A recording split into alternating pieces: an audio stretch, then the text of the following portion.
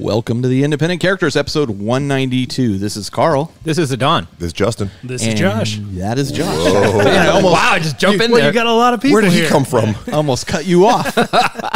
Almost cut you off, yeah. So we are doing this live. And as I just mentioned previously, if you are a Patreon member, you may actually be able to participate live here if you are in our Discord channel and can join the Warrior Lodge channel there. We feed those people the questions a little bit early. If people are interested in talking to that particular question, they can just speak up there. We can pull them into the voice channel, and you'll hear their opinions as we kind of go through here. But before we go on with that, I want to thank you guys for coming back. Now, we can put the rumors to rest. Yeah, I'm glad that my people were able to talk to your people and come to. Well, I'm kind of pissed because I stopped getting unemployment checks. Temporary rehire. I think if you do it as an independent contractor, maybe I can keep getting those checks. Yeah, after you get laid off, you can get brought back on as a contractor. Oh, yeah. Yeah. Right, yeah. Yeah, that's not how it works. So the running joke here is that people, for you two guys, people felt that somebody told Adan that you guys might have been fired from the show. It has been a while since you've been on. The truth is, Pez hit me in the neck with a blow dart and just stuffed me in his trunk for. No, but yeah, we've all been busy, and you moved away. You moved? Well, you have to be careful about running jokes, though. If you keep a running joke going long enough, it ends up as a podcast. Yeah. So you don't want to do that. That one's not going to keep going. Anyway, so. Wow. Okay, ignore those notes I sent you, Justin. Okay, sounds good.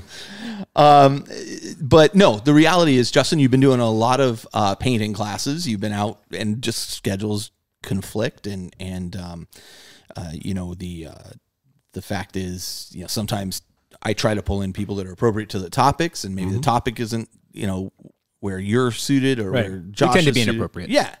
So, yeah, That too. That's that too. That too. If you were listening before we got on Twitch. You heard of Don. You give him a warning. I know. You know, you said you were a rule follower. I know. Okay. I feel bad. Don't feel bad. So we are doing the show live, as we just mentioned. We've got, I think, a great show planned for you guys. I think we can pull in people who are interested in kind of voicing their opinions as well.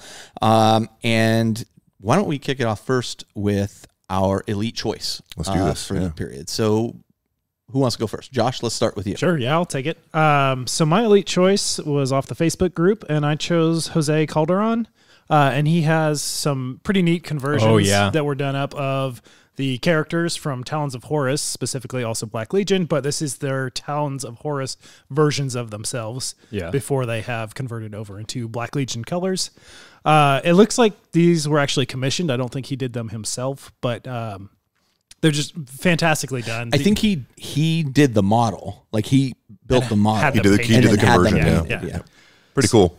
So yeah, the post just shows the character art, which is, I think, official art from GW, and then besides that, it's the models right next to it, and it's very well inspired, and I think they did a great job of being true to that aesthetic and delivering. They look great. Yeah.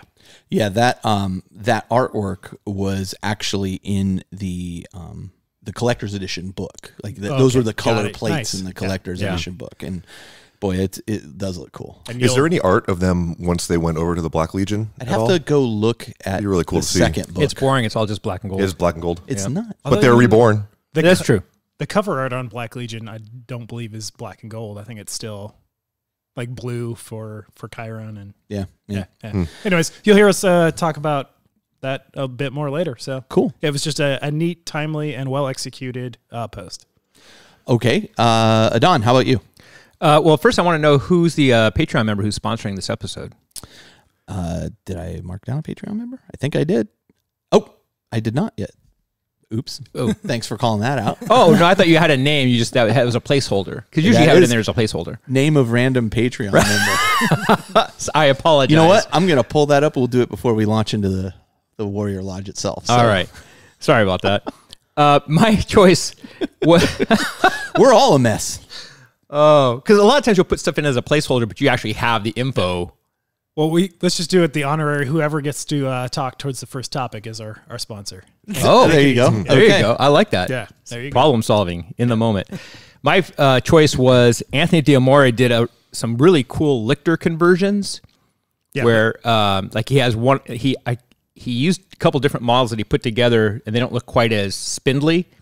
But he did some really cool things. Like one of them is on this cockpit and pulling the cockpit out to get the guy inside to get the soft, chewy center.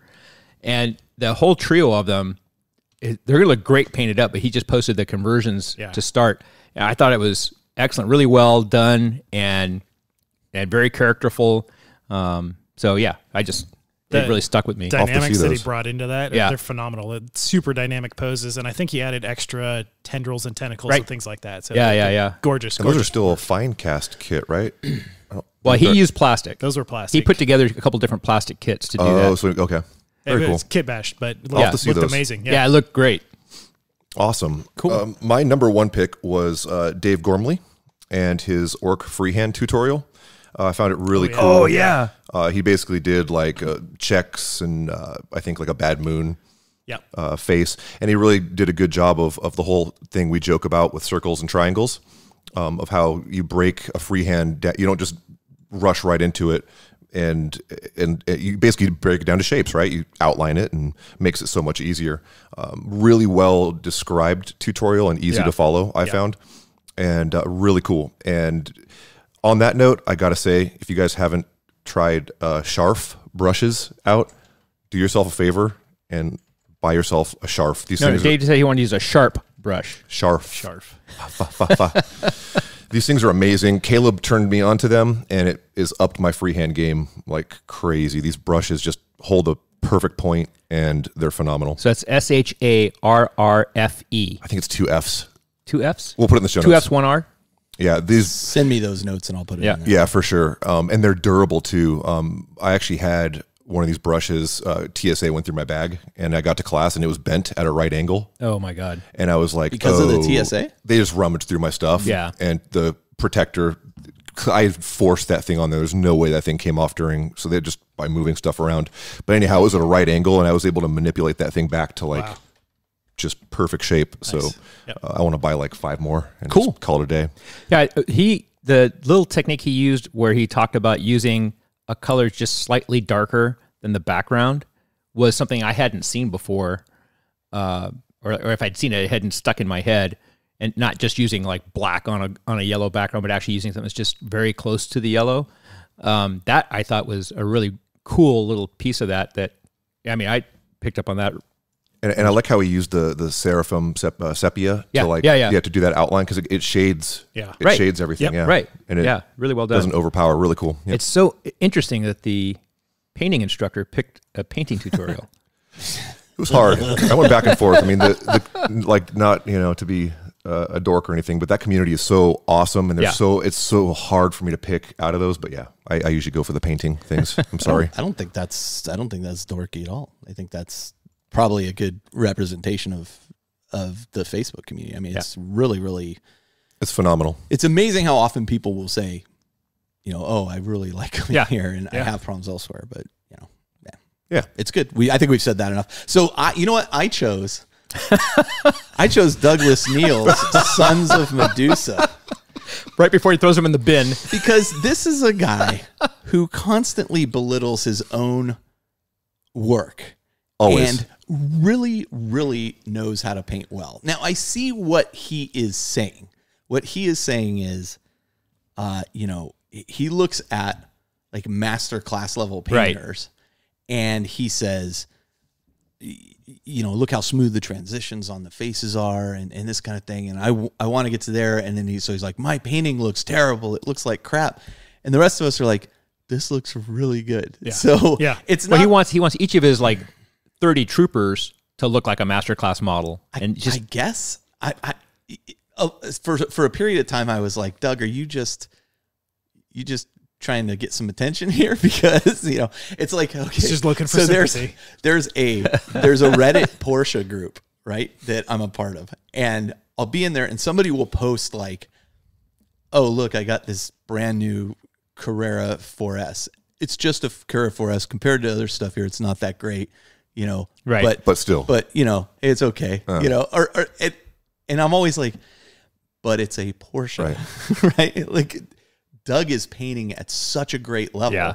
Well, I think we're always our own worst critic, right? Sure. And Doug just takes that he's to the worst of it. He just climbs that hill with that flag and plants it, you know. Like I said, come on, man. He threw a Forge World model away once, that Raven Guard jump pack Marine, and he just threw it in the garbage. He's like, oh, I'm so angry he threw it in the garbage. I just guess I got a Raven Guard. So the thing I had to say, Forge World. the thing I didn't type out to Doug because I was on my phone on the airplane, but Yeah. I would say to Doug is, look, you're not the kind of, nobody sees you play with your models and say, hey, leave your stuff here, I'll repaint it for you, right? I have people do that to me, so he's doing just fine. This is how we know Doug is a true follower of Slaanesh, though, that he's striving for perfection. Yeah. Like he's doing a good job. And then to his point, like I think he has nailed faces. His faces look amazing. I think they look fantastic. I think everything looks amazing that he's doing, but Except that guy with the red helmet. he's He striving for sucked. perfection. He's got the oil washes down as well. Yeah. And that's something that I need to learn how to do. Like I know conceptually what the steps are to do it, but I need somebody to sit there with me and show me. It's brilliant. I love it. You're doing it? Oh yeah. I think you and aren't you and Josh? Don't you both do that? Yeah, me and Josh both do that. You do that on purpose. Yeah.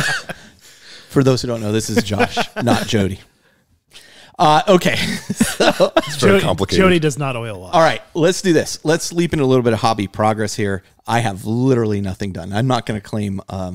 You've been printing. I'm not going to claim my printing because that runs on its own. So we'll get there. But yeah, I'm a few days away from having a pretty massive cathedral done. Yeah, Once I piece that all together and start like adding the stained glass windows and all that, then we'll I'm talk about so it. jealous. Project. I saw somebody post that there's little window fillers. There is. Are you going to put those in there for Yeah, a little more LOS I think in some of the blocking? bottom floors. But I think once I get the stained glass windows in both of them, and then Jody over here, Josh over here was telling me, hey, you should think about putting some LEDs in there to light it up from inside so that the stain, I think that will be. How is the stained glass working? So you print on clear transparency. That's cool. Right? And then I'll glue it on the inside. So I'll just pick artwork from the various books.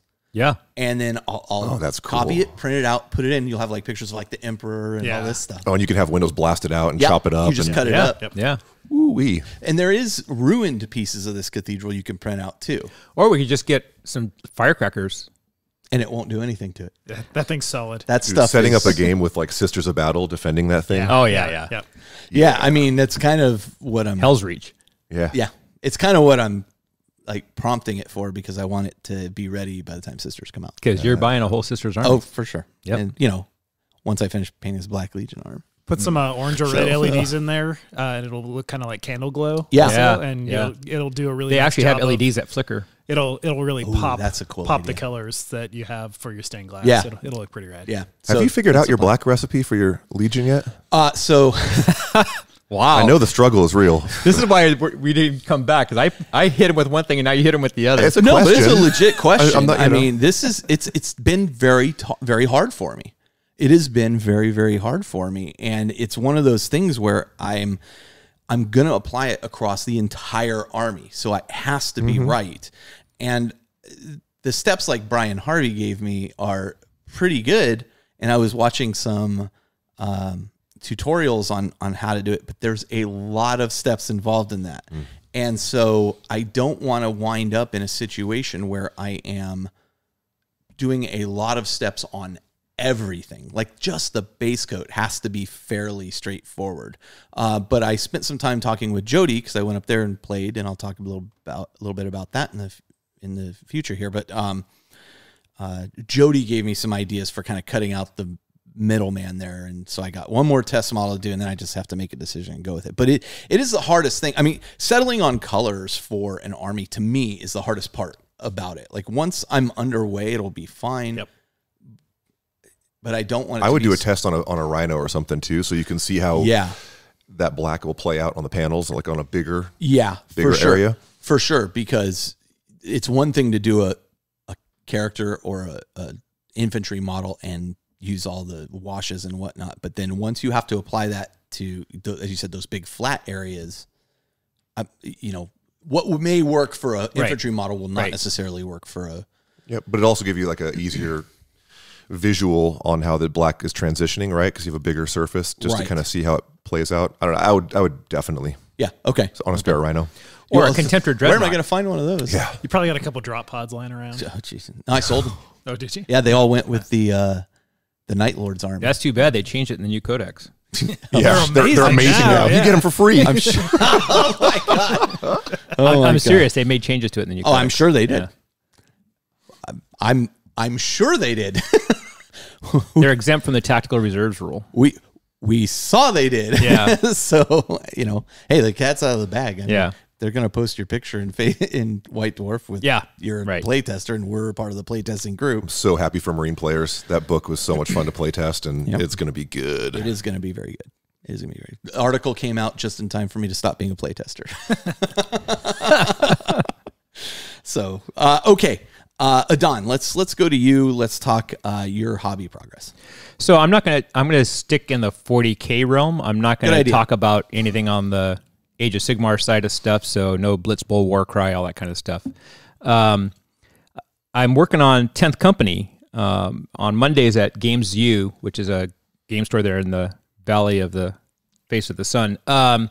Jason Craze and his cohort paint there, and so there's actually people who paint there many days of the week, and they have a little table set up in the middle of the store with lights and cups and all the stuff you need to do your painting right there. So it's kind of cool. You walk in and there's tends to be a group of people sitting there painting. That's awesome. Nice. Yeah.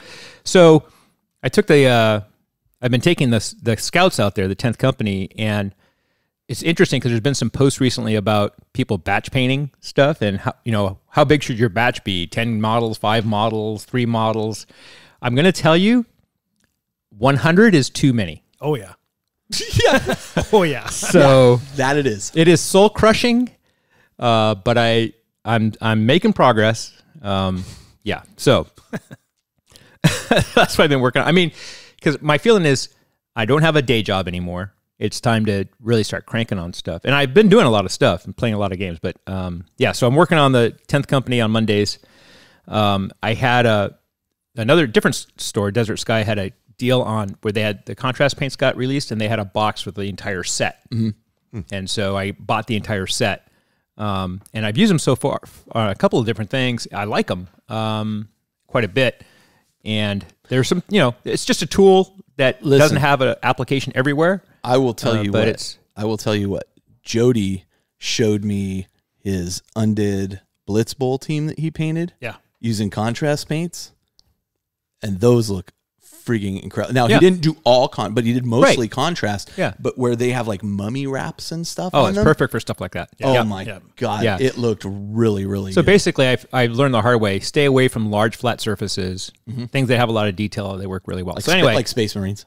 Yeah. I think that's, they keep showing them used in that application, but I think that's the wrong demonstration. Yeah, I got to play around with those quite a bit when I was in Victoria, and we were painting Sigmarines. And it's basically the same idea, and it's hard not to get that coffee stain. Yeah, you have to really draw the paint or shoot it into the shadows. Shoot it with the airbrush. Yeah. Yeah, but Caleb's been doing that. I used one as my filter in my class. I was like, I've never tried this before. Let's see what happens. And I took the blood red or whatever it is, and it worked fine. As a filter, it'll work well, but it doesn't give you what the contrast paint is supposed to do. Right. It's just another paint, or it's a ghost tint. Like a glaze, yeah. But for the undead, that's stuff like that. Nurgle stuff. I'm telling you, his undead guys look freaking phenomenal. Yeah, they do. They're good. Very cool. I attended the 102 class in Victoria. And I came out looking good. I thought it came out okay. Yeah, I mean, one of the things for me is really a value for these classes, and I'm sorry I always end up sounding like a paid testimonial for the classes, but for me, having that kind of guided time behind the brush, is really worth it for me, and it really pushes me to do stuff that I wouldn't normally try, and so yeah, I thought it came out pretty well. I surprised myself with how well it came out. It wasn't as good as some of the other ones in the class, but did he have you guys paint the plaque on the teeth of the orc? Oh yeah. Okay, cool. The face, the whole face was done with the airbrush. So yeah, it was a really good time. I don't think overselling the class. I mean, I did see somebody just post about taking their class at Gen Con. Yeah. And how it just changed their perspective. I mean, just honestly, the first hour of that class just showing you, here's 2 hours. Here's when you have these problems with your airbrush, here's how you fix them. Yeah. Okay, got it. Or here's what. Yeah, here's how to quickly change colors without throwing it in the Sonic cleaner. Right. Yeah. No, it's pretty cool. Like I've had a guy like Shane in the middle of class yell out, "I love painting yellow," and walk up at the end with his finished model. Like, I would have paid $1,000 for this class. I'm like, well, I do take tips, but it's cool. You can't substitute that hands-on. Coaching, right. and in your case, that 102 just turns you into a sniper because you're working with that detail brush for 2 days straight. I mean, you can hit an ant on the table. Yeah. You know? Yeah. I'm not quite that good, but yeah. Just practice. I can hit the cockroaches, not the ants. I picked up 2 of the Night APOC boxes, the Apocalypse boxes that came out with those. When Knights first came out, I really was like, oh, big stompy robots. I want the big stompy robots. And then it was the Chase the Dragon army, and everybody was mad about having to fight Titans and fight Knights, and it's, so every table had a Castellan, and so I wasn't going to do it. I stopped doing it. How you doing on your negative, like I'm still good. Dollar value? I'm still good versus the stuff you sold. I'm still good. Okay. Yeah. By how much? Not necessarily, but like considerable amount, a little bit. I'm a little bit ahead. I'm not nearly as ahead as before, but I'm doing okay because I sold a ton of stuff, and I found out that one of the stores there does this thing called the merchant market, which is basically like the flea Games market. Castle flea market, and they do it either every month or every other month. So you've only got four months left of the year to stay ahead of it. Yeah, so I can stay ahead of it. It's pretty good. But anyway, I figured with Apocalypse, I don't have to be apologetic about running big stompy robots. No. That's where they belong. And that's the perfect spot for them. Right. And when the Arbiters came out, I was like, oh man, I really want to run an army with like 9 of these guys. Just a bunch of the little shorty guys. Yeah. And so I got the 2 APOC boxes. I got another 2 Warglaves and 2 Hellverns in addition. And so I'm really psyched to get that going. And starting out with Adeptus Titanicus. Yeah, you are. It kind of also fueled that fire. Yeah. Because that game is amazing. The thing I will say about that game is, especially the Warlord Titan, assembling that thing is a project. It's not. That's why I paid somebody else to do it. Okay. I'm just saying. It turns out Warlord Titans are projects. Well, but you know what I'm saying? Like, it's not a model that you are going to sit down and. You got to do a lot of sub-assemblies. I can assemble a Land Raider in half an hour and start painting it. You're not going to do that with a Warlord Titan. You're just not. I mean, a Adeptus Titanicus Warlord Titan, clearly like a Forge World Warlord Titan, as you know, takes a lot more preparation. Just a bit. But the reality is it's much more complicated than the most complicated of dreadnoughts and that kind of thing. See, I would rather have it that way, though, than a lot of Games Workshop kits nowadays, like Mortarions and like those models that it's really hard to do sub-assemblies on. And you're like Mortarion with this folds of fabric, and you have to, if you're going to do sub-assemblies, when you glue it, you got to go back in and fill the gap and repaint the base colors and all. Yeah, I would rather have a model that there's a million pieces. You can have a million pieces. I can have all the corks like Anthony. Yeah. Just corks everywhere. Yeah. I'd rather take that. There's I'm just saying you have to set that expectation, because when I went into it, I was like, this won't be so bad. Oh, this is terrible. Yeah. You know? Yeah. I mean, and it's not terrible. I'm overstating it, obviously, but it's just more work than it was more work than I was going ready to be. for. Yeah. Yeah. I built 3 now, and I mean, it is a project, but it's about an hour and a half for me. Granted, I've been making models forever. Like I started with scale model kits before I even got into GW stuff when I was 6. So I've been building models forever. But you've built 3 now. Yeah. For you need 3 warlords. No. I have 2, and then I built one for me. Adan. Oh. I said I paid somebody to assemble mine. You just didn't tell me who. I feel like I'm the only guy in our group not bought into that yet. Well, then you're wrong. Have you played it? I haven't yet. That's no. why. I never get invited over here anymore. Yeah, so. Well, and with that attitude, sir. Well, and I know where you live, man. I wasn't going to get into it either, and then I played it. I want to. Just nobody likes me anymore. I remember my friend made a crank call one time. he's on the phone and he called the operator and he was making some crank call to the operator. And she's like, I have your phone number. And he's like, and I have yours. This goes both ways. I also got a bunch of my intercessors and other Primaris dudes out onto the painting table, and I got them base coated, and I'm starting to work on those. I'm trying to apply what I learned in the CK class to painting Marines, where you do that real kind of center line zenithal, hit it with the. But my Marines are a light gray, and so I'm gonna have to do it like a shock white, I guess, because before I was using a warmer white. So I'm just working on that and trying to get that to look good, because the way I have my paint scheme, which I kind of want to change it now, but I'm a couple hundred Marines You're committed, man. I'm committed. Again, you're committed. But again, I would make the point of this is why once I settle on a scheme, Yeah.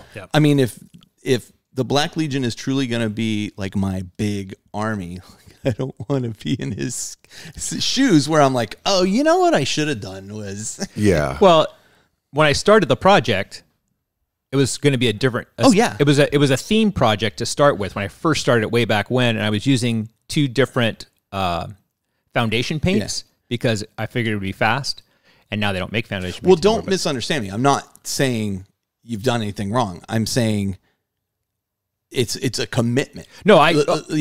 Yeah, absolutely. But anyway, it's a dark gray. I use Mechanica Standard Gray and Administratum Gray are my 2 main colors for the armor, and then the lighter gray for the pauldrons. And for the Primaris, I'm inverting it. So the main part of the armor is going to be Administratum Gray, and the shoulder pads and the accents will be Mechanica Standard Gray. But it's boring. It's 2 grays, and it's a lot of gray. Kind of boring. It's a lot of gray.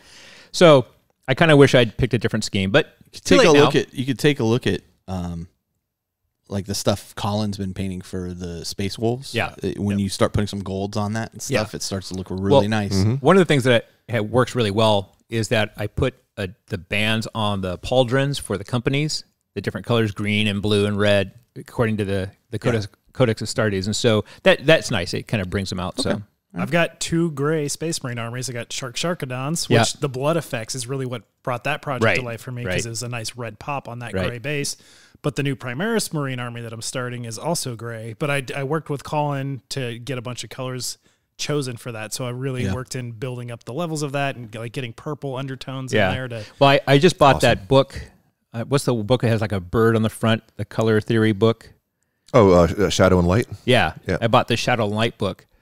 And because Caleb was talking about it and talking about how it's basically it's not a miniatures painting book. It's a color theory book. Yeah. It's basically like a textbook. And Caleb just won another award for his painting. He did, and at Nova. And so, hey, he's a guy to listen. I mean, he's a guy to listen to. He kind of knows what he's talking about. He kind of knows what he's talking about, right? Every given weekend, yeah. And I'll tell you what, that book is amazing. Just going through and looking at different sections. I'm not reading it like a novel. I'm just going in and picking at different sections. And it's a really great book. Both great, I'll have to check that out. All right, let's bounce over to Josh. Josh, what have you been working on? Since I was on last episode, I had a novel written for my last episode's hobby progress. I actually don't have that much, but a good amount for a couple weeks. First thing I did was I finished building all of Adan's Adeptus Titanicus stuff. Oh, yes, he did. So it's two Reavers, 2 Warhounds, a Warlord, and all the weapon upgrades options that are available through GW Prime. So magnetized, ready to go, everything. That's awesome. Done, ready to rock. Nice. I kept the armor panels off for him so he can airbrush those separately, still on the frame. So I'm going to use the same scheme as my knights, my regular size knights. Oh, nice. Yeah. That should work well. Especially with the White Dwarf thing where you can make your own Legio. Oh, yeah. Yeah, exactly. Yes. That's cool. That's a big one. How good is that? We talked about that a little bit during the Patreon episode, but we didn't really have a sense of how good it was. And I know you've studied it. Yeah, because my Legio is the Stobiax, the Thousand Suns kind of buddies. Legion, Titan Legion didn't have... They're a small legion, and they weren't very involved in the Horus Heresy after the burning of Prospero. Right. So if they get actual support, it's going to be a while before that happens. So this is it's a good stopgap in picking out some things. There are some pretty powerful combos in there compared to the ones that are already in the book. It's not quite as fitting to kind of the psychic nature of the Legio Zestobiax as I would like, but I can definitely pick some out of there that fit the bill pretty good. Yeah, it's not exactly what I was looking for, but it's pretty solid, and it brings a lot of good options to a lot of people. Yeah, I think it does. My particular flavor, I was looking for something just slightly more thematic, which is specialized, but definitely I'll get some rules for that work pretty well. Groovy. Apparently, I'm having some network issues on this end that people are complaining about. Lagging?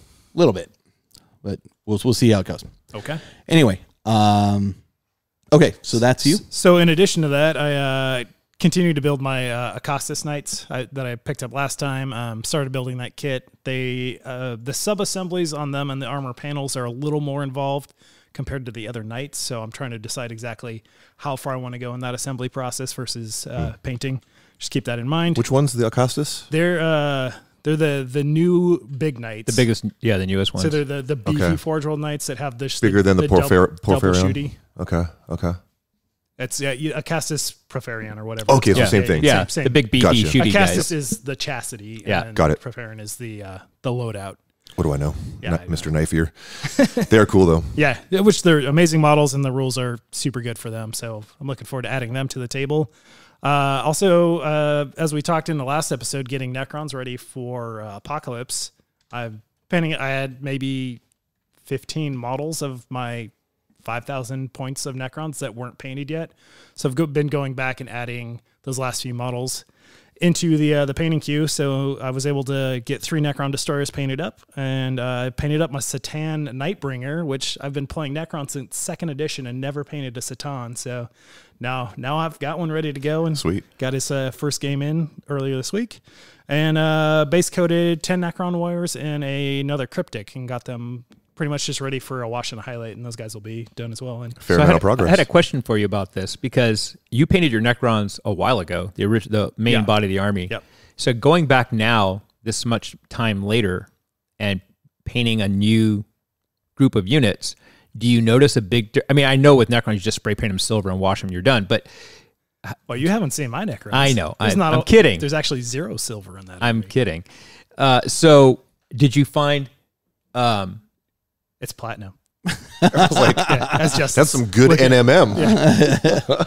So did you find that there was a big difference in how they came out and yeah, for 2 reasons, absolutely. One is the color paints that I was using when I painted this. This was my 2014 Hobby Progress Army, right when it started. So right. 5 years ago, I remember that. Yeah. So the colors that I was using at the time don't exist anymore. Oh.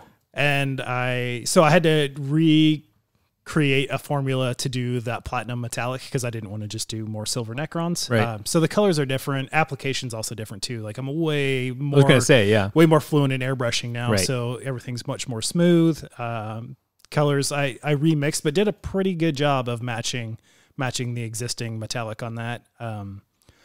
Because this comes up a lot. You see things, people on the Facebook group and other places where they say, oh man, I just painted a new unit for this. I hadn't painted that army for 5, 6, 7 years. And oh my gosh, they're so different. Yeah. And so, I just wonder if there's a level you get to where eventually the difference isn't that different. I mean, for me, if I painted something now, something 10 years ago, it looks exactly the same. But for a lot of people, they progress so much that compared to my Primaris Marines that I'm working on now, like the Eversor Assassin I did recently, like this is definitely, I was able to take a step back, which is kind of refreshing, so that these guys didn't look like they would be that out of place compared to everything else. More basic. I was able to just dial it back a little bit, which made it faster to paint. As long as you're in the same rough tonal values, exactly. You don't go from like a super bright orange to a darker orange, you're going to be fine. It's all going to mix together. It did make me look at the army and be like, oh man, there's some things to, like, I would say they're a good tabletop level, but I want to take them to the next level. So I may go and touch up the whole thing eventually, but it's... Which Doug Neal says is a myth. Nobody ever does that. He did say it's not a thing. Justin does it. I do it all the time. I know. The one thing I will say to the point about the new models in the old army is the Nightbringer is totally different from anything else in the Necron army. Right. So that was a fun project. Yeah, allowed you to kind of spread your wings. Just use a bunch of new techniques. I busted out everyone's favorite Payne's Gray on that, and for nice filter, and it turned out really well. Cool. Can't wait to see that. Yeah. All right.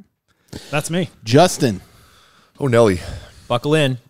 Yeah, not a whole lot of personal progress, to be honest, just because I've been spending so much of my time on that Warlord Titan. Yeah. So this is the Warlord Titan for the Nova Open Charitable Foundation. That's right. Siege of Heaven. It is up on the Nova Open site right now, so you can bid on it. I think it's $8 a ticket. For $8, you could win something probably worth $6,000 or $7,000. Looks amazing. At least. Yeah. I can't wait to see it all like in person together because I haven't. Yeah, I've just seen video and pictures. Just one part at a time. Yeah, because I did both the gun arms and the missile pods on the back, and I painted. When I win it, I'll bring it over, and you guys can look at it before I Please take it. do. With me. You've got a good track record. So. I hope you do win it. Me too. Based I'm on telling all my based on the number of friends. tickets I bought, I hope I do too. You got a couple other friends to compete against. I know. cannot buy a ticket for it, so I'm telling all my friends like that don't even play the game, like, $8, and then I'll buy it off. they're all sure. Here's $5. Give me $5,000. Yeah, $5,000. Yeah. But no, it was a lot of fun to work on, but definitely like the crunch was real towards the end on that, and it got a little stressful. But it all came together. Caleb did like the lion's share of that project. Hats off to that guy because he just. It looks so amazing. Yeah, he did a lot of the work on it. But everybody, Sam, Vince, it just all came together. So, but I gotta say, I was happy to wrap all those parts up and just ship it to Caleb. Just like. Take it. I'm done. And I got back from my Victoria class and I was like, I don't know. What am I going to work on? I didn't even know where to begin, right? I was like, so many things to choose from. So naturally I went to some knife ears. And of course. I got out a detachment that I'd been working on previous to the Warlord Titan. Mm-hmm. It's the HQ detachment, this Vanguard? The Vanguard? That's the elite one. It's the one where you could take a bunch of HQs. Okay. And so I'm working on basically 6 bikes, a Solitaire, a Shadow Seer, and 3 Death Jesters, kind of all assembly line. And it's all getting there. The bikes, Harlequins. yeah. I've had the army forever, and Brian and I are funny. Like we keep threatening we need a group therapy session to paint together so we can help ourselves through this. And I learned a lot on the bikes because I actually started doing a lot of stencils or trying to do stencils on the actual infantry guys that are on the backs of these things. Yeah, good luck with that. And it just didn't work out, especially trying to get it around the bosom of a female Harlequin. It was like, this is just not working out. It worked out decently on the leg. Yeah, that makes sense. But it was like way more work than it was worth. Yeah. So, at a certain point, you're like, I'm just going to do this by hand. And that's what I did. So I just picked one crew and I'm like, okay, let's just freehand this. Let's see. And it use that sharp brush. I used the Sharf. At the 90-degree angle. Right. Yeah, just a steady hand. You throw some tunes on. And I learned too, because I did really fine diamond patterns that like when I do the other ones, I'm going to make those diamond patterns maybe a little bit bigger so I can kind of cheat and get away with it. And if you look at the way the studio even paints them, they'll do like maybe one chunk of the model or like one leg. Right. So makes it a bit more manageable. So I don't see how you can get such fine lines listening to the music that you listen to, though. Because that would just, with all you keep crashing your head into practice. Usually I listen to audiobooks or podcasts. Usually when I paint, but the struggle could be real sometimes. But the one model came out. I have awesome. listened to stand-up comedy on Netflix while I've been doing and messed up because you're laughing. Yeah, that's probably not good. Yeah. But man, I painted that one model and I just kind of went. I need to take a break from that, but I'll get back to it. And I've been doing a lot of going back to my Drukari as well. I've kind of been converting them over to a sea green kind of black heart color scheme because I fell in love with that Dela Rowney dark green. Yeah, good stuff. And my dark Eldar are looking like so much better. Like I love the dark blue and neon green Poison Cabal look, but going back to kind of piggybacking off what you were saying earlier, Adan, is you can absolutely go back over a scheme and either filter it or shoot some colors in the shadow, like you were saying, Josh, with the airbrush, because once you get good with it, you don't have to wipe out all your work. So yeah, it's looking really good. And then other than that, I've really just been prepping for my Nova classes with my sculpting classes I'm going to be doing. And I'm doing a few 3-on-1 gigs, which is kind of a freestyle thing where 3 students bring a model they're working on, and I just sit down with them for a couple hours. Are you're teaching sculpting? Yeah. Oh, cool. It's a Green Stuff 101 class. Yeah. So that's awesome. I'll have everybody sculpt like a Mortarion head or something for the 101. Nice. When do you fly out there? Wednesday? Yeah, same here. So I was going to do a Jersey class, which sorry to the people that signed up for that, but the Jersey class just didn't sell enough. Yeah. which was weird because all my other classes had been pretty successful. So word's getting out. Word's getting out.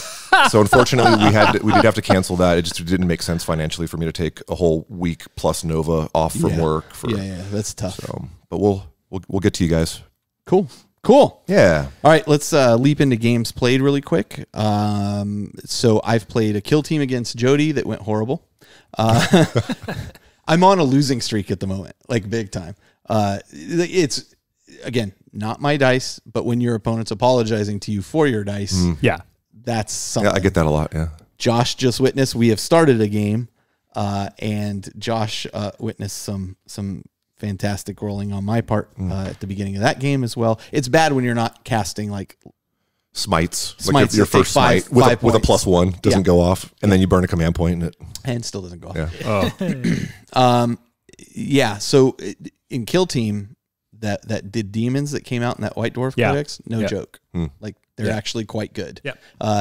Jody was not impressed with them initially, but then he played them and pink is horrors. He doing mono god? Nope. But pink horrors are almost an auto take. I mean, they split again. Invuln saves. Yeah, they're tough. They are tough. So lost that game against Jody. I played a game against IPA. His Ultramarines versus Thousand. Well, it was Ultramarines plus 2 assassins versus my Thousand Sons with some demons in them. And was it Gilliman and 2 assassins? No. It wasn't. It was Marnius. And I'd take Marnius any day of the week over Bobby G. And a lieutenant. Any day. And, he's getting his list really dialed in to the point where I'm like, okay, really? Yeah, so Austin, maybe we can finish that hoodie game up, huh, bud? Yeah, why don't you finish that? He's just warming up. Why don't you pick on my big brother? Yeah. I got your number, bro. Well, and I mean, it got to the end of the game. And again, I'm on this. I think the dice rolls end up evening out over a period of time, but it's not happening in 1 to 2 to 3 games for me. So I think eventually what's going to happen is I'm going to have like a super hot streak. You're going to have 3 hot games. Do you have that Zangor bomb finished up yet? The 30 Zangors? No, not yet. So I have 20. I'm waiting. Colin has some in his hands. Right. He is painting for me. But at the end of the game, Austin was like, well, yeah, but I also rolled really well. And I'm like, you didn't. You rolled average. But when you're rolling and then you're like, and now I pick up all these misses and I roll again. Yeah. And then you roll wounds and then you're like, and now I re-roll all these wounds. Yeah. It's mitigated. You're rolling average. What mission were you guys doing? The open war power level thing? Or it was the open war. It was points. I don't recall. He took a picture of it, put it on the Facebook group. I don't recall the exact mission. But it did not go well for me there. And then, like I said, I'm starting a game against Josh, and first round is not. I didn't realize. I forgot that I had to pick up Adan at the airport for this. So, so we raced over, picked up Adan. We're my round into the first round. Tell you what, Carl, before I leave, I'll make sure to handle all of Josh's dice, because if you could, that would be super helpful. Them. Yeah, that would be super helpful. I'm going to need it. So I'm going to fail all my psychic powers too. So. Shut up, Necron player. Necron player. All right, so that's been me. Justin, let's leap over to you. Yeah, I got one good solid game in recently versus my buddy Rob and his horrifying Golden Boys, the Custodes. Have been having a lot of games against those guys lately. Of course, with the assassin. Oh yeah, of course, gotta have them. It's an auto take. And those Caladius grav tanks. Oh my god, they are so much fun to play against. Let me tell you, it's just like that Ravager's dead. That Ravager's. I mean, whatever they point at just dies. But you got to assault them with your tank. Yeah. I mean, it was a super fun game. That's what we call strategy here at the Independent Character. Right. Just charge your tank right into them. Well, actually, go ahead. I'm being kind of serious. They fly, though. They fly. They fly, and they have an anti-charge. Shoot. So they just back away and shoot. So they're super undercosted. Enlighten us. No. And he takes 2 of them, but then he's got the Neg 1 banner, and then he's got Valerian or whatever, Valdor, the big character, But the army's good. I like playing against armies that are tough nuts to crack. And oh my god, like it took probably 1,700 points of my 2,000 point Drukhari army to kill 3 Custodes. Oh yeah, they're just, and you visually you just imagine them like shielding, just taking all the shots. But we did an ITC mission, which we primarily do. I just really enjoy the ITC format, and it was a bloody game. I mean, it looked like I had it in the bag. And then turn 2, he just made this big push, dropped all kinds of my units. I mean, stuff was dying everywhere, but I stuck to the mission. I made sure I was where I needed to be. I mean, you have to play to the mission in ITC, which makes it cool. I really like the way that they mix the two types of missions, right? You had the little kind of mini maelstrom, and the kind of static part. It's actually a really cool format. I like how it allows you to cater your secondaries to whatever army you're up against. Yeah, I mean, you do have some communities where you hear the word ITC and they immediately bring their hardest list ever because they're thinking, I'm playing in an ITC tournament. But I'm just saying the format of that kind of mission I like. Yeah, we've done Highlander. We've done Highlander ITC before. ITC Highlander, something like that would be kind of cool. Or you build a story around what you're doing, but you're using the ITC mission. Sure. Yeah. I mean, the last time we played, he whipped the snot out of my army. It was hilarious, like horribly. In this game, it was super close, and I was able to pull out the win, but it was bloody. There was very little left on the board. Which is what it should be. That's awesome. Let's pop over to Josh. Yeah. Josh, what have you been doing? So most of the games I've played have been Blitz Bowl, so I just breeze on through that. But it's been a lot of fun, and in Santa Cruz it's a fun game. We've been doing a lot with it. So I'm so happy to hear those words, Carl. Yeah. I will not play Blood Bowl. Like fine. I don't know if you listened, but like the whole reason, like Blitz Bowl is there's a auto what do you call it? Like there's a quick hit. Like every turn that you're playing, you can score points. Sure, from the cards. And there's an immediate reward from the cards. Scoring touchdowns is just occasionally happens. The effort involved in scoring in Blood Bowl and the amount of rolling you have to do for nothing to happen for me just doesn't work. Sure. But for Blitz Bowl, I can constantly I can go for this or I can go for this. Yeah. And it's so quick. I mean, it's half an hour, to play a game. So I got to tell you, I've always loved the theme. Like I've always loved the theme. I've thought it's hysterical. I think it's funny. The gameplay just always fell flat for me. But this game, cool, man. Solid. We'll get some games in. Yeah. I'm finishing up my Dark Elf team right now. It's super fun. Nice. Super fun. Nice. Okay, Josh. Sorry. So the big game of 40K I got was earlier this week. Me and Matt played a 100 power level game of Necrons versus Genestealer Cult. And we played Narrow the Search, which is that one center objective out of Chapter Approved that has the 18-inch bubble that is no invul. No invul saves. Which the no invul saves, like surprisingly against my Necrons, I don't think of them having a lot of invul saves, but they actually have quite a bit, and it's a big part of their resilience. So it was a really fun game. It was the biggest game Matt had ever played. Going up to 100 power level, although he has probably 140 power level worth of stuff he's painted in the last 4 months. I was going to say in the last 3 weeks. He's been busy, but so it was his biggest game. He learned a lot. It had been a while since I had actually busted the Necrons out for a full-size game that went more than a turn or two. When Loopy was here, we played a 2-turn game, which was a huge team game. So this is actually the first large game of Necrons I had played in a while. So I was kind of remembering things, and he was learning. He had never played Necrons before, so it was kind of a learning game for him of what was going on. Just the deployment we had was the corners, search and destroy, or I don't remember what it's called.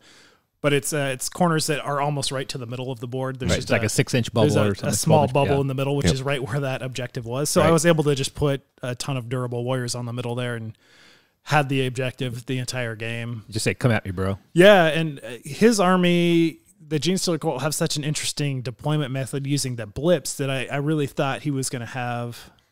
He had half his army was in blips and the other half is in reserve. Right. And then he was able to pull a couple blips off to put more guys into reserve. So he actually had more than half his army in reserve using, it's a stratagem that they have. And I thought he was going to bring all those guys in my backfield and just really sandwich me in the middle there. And he ended up putting everything kind of in his deployment zone, just doubling down because he has a lot of aura effects and he had 8 characters. There's so many characters in that army. That's a character tons of synergy. It was a really fun game and we both learned a lot, and I think we're going to be pretty excited to re-rack that, and me learning against Genestealer Cult and him learning against Necrons. I have yet to play against him with the new decks. It was a really fun matchup because my guys are so shooty and his guys are so assaulty that it was it's probably going to go one way or the other, but it's going to be really fun getting there. So it was a great game, and as Carl alluded to, we're just starting a game, and we shall see. I kind of feel like that. I kind of feel like that narrow the search thing would be really unfun if you were playing either using or playing against something like demons or something like that. It's not. It's not? Certain armies that it's fun. rely on their invuls. Yeah. I've played it with demons. I think it's fun. It absolutely is fun. I think that it requires some thinking. Yeah, absolutely. You just have your demons skirt around the bubble, right? Yeah, you stay around the edge, but then the later turns where it matters. It matters. Like it matters the whole game. You're scoring every round. Oh, you are. See, I don't know. And you're scoring based on the number of models you have in the bubble. Right. And so it's have in the bubble or have close to the objective. Have in the bubble. Oh, I missed that piece. Which the bubble is the objective scoring range. I kind of agree with Adan. I think because the problem is, have you played it? No. Try it. I will, but any mission that like severely penalizes like one army over another it's not can as be severely penalizing as you think it is my point. But to say no invul, how about like a -1 to your invul or something? Again, I'll try it out. I'll try it out when you try out ITC mission. I have played ITC missions, Justin. I have. I'm saying I'll try it out. I promise. You know what? Don't try it out. It's fine. You do you. It definitely changed. I just said I'll try it out. It did change how I wanted to play. You're fired, right? You can't fire me. I quit. No, have him fired because then you can get the unemployment. Yeah. Oh, right. Do you want me fired? It did. To that point, though, it did definitely change how I wanted to play with my invuln save units. Like Nightbringer, he has a 4-up invuln. And him not getting that invuln if he was in that bubble where he kind of wanted to be, like I had to send him on the outskirts of that. So he was out of the game for 2 turns until I could get in position. Sure. I lost 3 wraiths on my first turn because they didn't have their 3-up invuln save because I misplayed that. Sure, there you go. And I was like, oh, okay. Carl, next time we play, I challenge you to that mission. Sure. Done. There you go. Yeah, that's me though.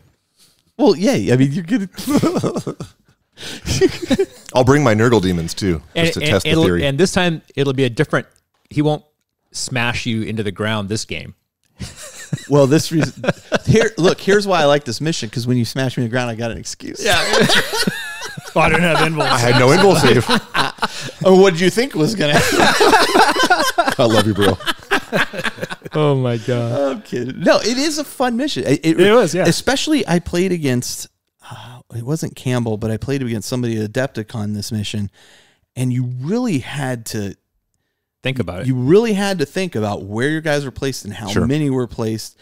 Look, I mean, the argument can also be made that I played against, Jody in that mission, and he had a crap ton of Sisters of Battle. Oh yeah, his army outnumbered mine. Right. And he could have more things in the bubble than I could conceivably get in the bubble. So, okay. Does he have an advantage? Well, yeah, he has an advantage in that case. So, I have to try to figure out how do I whittle him out of there or mitigate it out of there. I don't know. I've had fun with it every time. But again, I can see how it can unduly affect one army or another. I'll concede that point to you. I'm just saying that doesn't necessarily make it an unfun mission. Right. Fair enough. But I would never think that this would make a good tournament mission. Right. Okay. Right. That I will definitely agree with on there. So anyway, cool. Justin, you already did your games. I already did my games. I was like, Josh did his. Adan, we're down to you. That guy. All right. Yes. So many people, and I have to judge. We I know. We need an producer. You need, just a moderator. Yep. You need a producer. Yeah. All right, Adam, your turn. We need to get Tucker in here. So since moving to Arizona, I've got a lot of games in. It's a very, very active community there. There are 3 local game stores and a GW store all within 20, 25 minutes or less from my house. And it's interesting because I'm coming into all these places just to have fun and play games. And there's a whole history of interaction between the stores and the communities and stuff like that. So you played with one guy who goes, "Oh, I'm never playing at that store again." And other people going, "Oh yeah, I didn't like that, that owner." Really? So you're kind of learning the politics. Yeah. And it was true in the Bay Area too. There's politics between some of the stores. Sure, there's stores I don't enjoy playing in. Yeah, and there was I ended up being involved with one of the stores that's actually the closest to my house. He's starting up. He just got a new area. He rented got the slot next to him in this little strip thing. So he has a bunch more tables. And so he wants to run some bigger miniatures events because he basically runs his store on Magic like a lot of stores do. Sure. And so now he has all this miniatures area. And so I walked in there and he had like 3 Warhammer Underworlds tournament kits sitting in the back behind the counter. It's kind of what happened to me at Black Diamond Games. And I said, hey, who's running that? And he said, well, nobody is. I got the kits, but nobody's running it. I was like, well, would you like somebody to run it? He's like, yeah. So he said, oh, and next Tuesday we're having a meeting with all the people who are running the different game systems. Why don't you come on Tuesday? And so nice. Kind of got not roped into that, but I kind of fell into that.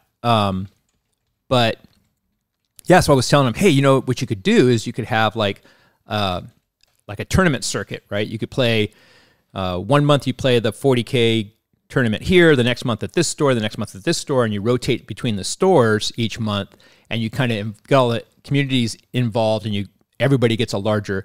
And they were like, oh no, we can't do that because this guy at this store and this one at that store, and I'm thinking, oh wow, okay, there's an existing political background here that I wasn't aware of. You know what? It's funny because I mean, even within our group, right? We've had players that were like, oh, you know, this one's not as fun to play against as this one, blah blah blah. Every group has this dynamic. Sure, absolutely. Literally, like Shell went to Virginia with her friend to visit her friend, and it turns out like her friend and her husband play Magic the Gathering, but they like have a group of guys come over, you know, in the evening, and they play. I don't play Magic, but they do like 6-player games where they're all fighting each other. And 100 card decks or something. Commander. Like Shell was kind of learned. Sure. Commander, yeah. Sure. Okay. And let's call it Commander. Yeah. That's the 100 card deck. Yeah. Okay. Yeah, I have no idea. I don't. Elder Dragon Highlander. Okay, great. So anyway, not going to play it. Don't really care. My point being, there's a player there that they're like, this guy is driving us all nuts and he doesn't, you know, whatever. Well, who are you going to attack? Well, I'm not going to attack him. And I'm not going to attack it. And they're like, would you just go? Right. And so I think every group and every community has this. It's group such dynamics. A strange thing. Yeah. That's why it was hard for me to get a game when I was living in the Bay Area. Nobody wanted to play me. But exactly. I'm glad you finally got it. You had to move. I had to move, to actually get a game in. That will accept you. Yeah. But it's interesting that, you know, we're all playing the same game, but there's always these like nuances. Well, it's the politics amongst the different game store owners and stuff. You know, it was just interesting that I had forgotten that that does exist everywhere, and I'm coming in all, you know, bright-eyed and bushy-tailed saying, oh yeah, let's all, you know, hold hands and sing Kumbaya. And they're like, oh, you're from Berkeley, aren't you? You could be the middle, you could be the middleman that brings them all together. Right. Well, I don't to sing know about Kumbaya. That. Yeah, no. So I'm too old for that. Too much work. Yeah. Corralling nerds. Well, I got home that night and my wife says, wait a minute, you're going to be running events? I was like, yeah, I know, shut up. It's in your blood, though. And it's just like when you have that gene, you know, my ex-boss at Yahoo left. She got tired of, she was a VP. I don't want to manage all these people. Right. She went and became a psychiatrist. Which is the one that can issue drugs? Psychiatrist. She became a psychiatrist. Next thing I know, she's running like the whole department, and her husband's like, yeah, you know, you can't stop her. It's the same thing with you. Same thing with me, right? Like we'll always organize things. This is just who we are. Yeah. Anyway, I've had 5 games of 40K in a very short period of time. That's awesome. I've been there. Yeah. Nice. I was using my travel army, which is the kit I take to Adepticon. It's all bikes and Thunderfire cannons, so it fits in one case. Had a couple games with that. Real fun. I've had 2 games with my Sisters of Battle, which one of the guys was like, wow, I have never played against this army. We never see this army here. Yep. This is amazing. And you're going to see a whole bunch of them. You're going to see that's what I was telling them. And so I had an advantage of being the unknown element. Yep. Had a really great game with Tyler Lee, who was the guy who really was welcoming to me when I came to the Valley, and he played against his IG. We had a 1250 game with him against my sisters, and that's where, because I hadn't had this experience, he had a bunch of like throwaway tanks or throwaway units. And he would assault my tanks, so I couldn't shoot with them. That's why I was making the joke about assaulting the tanks. And so I had my immolators basically do nothing. I had 6 immolators that got to do almost nothing in my game because he kept. It's one of those frustrating 8th edition rules, isn't it? It is. It is. Yeah. It is one of the rules I hope they address. Yeah. Let me back out and fire at a -2 or something. Just something. Yeah. Right. You know. And so, but I won the game. So it was. It's just, I won the one. And then I had Overwatch with a bunch of flamers. Yeah. And well, that was a case of just it was the mission, right? You stick with the mission. And I played a really fun kill team game with Marines. Had a guy who was getting back into the game. He wanted to play kill team to stay at small level. Yeah. It was a Marine on Marine game. I set up a scout with a heavy bolter. Just his job was just sit there and just obliterate stuff as much as possible, as it was the scenario we have to run across and get off the other side of the board. Oh, yeah. So he just stood there and had this, valley of death that people had to run through to get off the board. Some. Yeah, exactly. Get some. And you kept using that stratagem that lets him roll an extra die. Oh, yeah. And it was fun. It was really fun. So I think I have a big bullseye on me now, though. Listen, because the thing I like about the story, in all seriousness, the thing I like about this story is that I'm excited that you've gone out there, and I don't think any of us ever had a doubt that you were going to go out there and start organizing stuff, but that you're meeting people and making friends, and because it sucks moving out of an environment where you're very comfortable and you have a lot of friends, and as easy it is for you to hop on a plane and come out here, you've got a special situation there. I'm glad you're making friends and meeting people and playing, because it sucks. No, it does. And it was interesting. I mean, I went to an event last night, and to have people walk in and go, hey, Don, what's going on? It's like, oh shit, somebody actually knows my name. Is kind of crazy. Did they run up and shake your hand? No. It's infamous though, not famous. Infamous. It's infamous. Nerd famous. Nerd famous. No, it wasn't that. It wasn't even people who listen to the show. It was people who just from they know playing your games and stuff. Now. Yeah. No, just from playing the games. Yeah, and I think I do have a target on me now because I'm actually undefeated. Whoa. So maybe Adan took all my mojo with him. I think so. Not in Age of Sigmar, but in 40K. Yeah. All right. That you? That's me. All right. Well, we can go into hobby goals here, but I'm still going to work on Black Legion stuff. Nice. Justin, you? So I'm a few painting sessions away from finishing up a Dark Elf Blood Bowl team with like assassins and cheerleaders and a custom coach. So I'm going to finish that up, and then probably go back to the Fish Elves, to be honest, because I just need to. Right. I need to get back to Age of Sigmar. Those are both non-40K stuff. What's your 40K? My 40K stuff, probably the Harlequins. Okay. I'll paint like a Harlequin a week. Just one at a time. That's why that army only has 20 of them. So it's Josh, what about you? I've got about 7 models left to finish up my 5,000 points of Necrons, get them ready for Apocalypse. So two of them are the cool Forge World vehicles, the Death Shroud Bomber and the Tesseract, not Vault, but the Ark. It looks like the kind of bubble dome thing. That's not that big walker thing, right? No. I have like a phobia of that thing now. I do not own one. You want to talk about things deleting units. Yeah. That thing is brutal too. So have you tried the Apocalypse rules yet? Not yet. Neither have I, and I'm very much looking forward to it. Last episode, we were talking about getting a Necron game with me and Aaron against Carl and Jody for Demons. And I'm just the last few models that I have for that army, get them ready to go for that, and looking forward to taking it for a test drive. Cool. And Adan. Yeah, so I'm continuing to work on the chapter because involved with the painting is also having to redo the organization of the chapter because the new codex, that's both the one that's out now and the one that's coming out, Gilliman rewrote the Codex Astartes.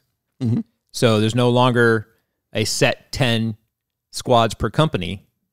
He's messing with my,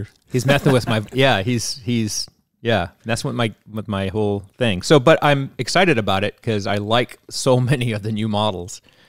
So it's good. I am excited about the new codex in particular. I think some of these chapters, Red Scorpions, Sharkadons, Minotaurs are not going to see new rules, but these codexes allow you to use kind of build your own rules. I'm so glad they put that back in. Yeah, flavor to fit. I'm so glad. Me too. I am excited about it.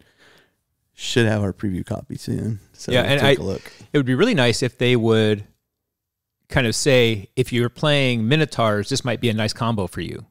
Yeah. That kind of thing. Well, that sounds like a great White Dwarf article. Yep. Yeah, absolutely. There you go. So, okay. So what we're going to do is we're going to take a short break. We'll be right back in just a moment. And then we're going to launch into the Warrior Lodge. So we'll be right back.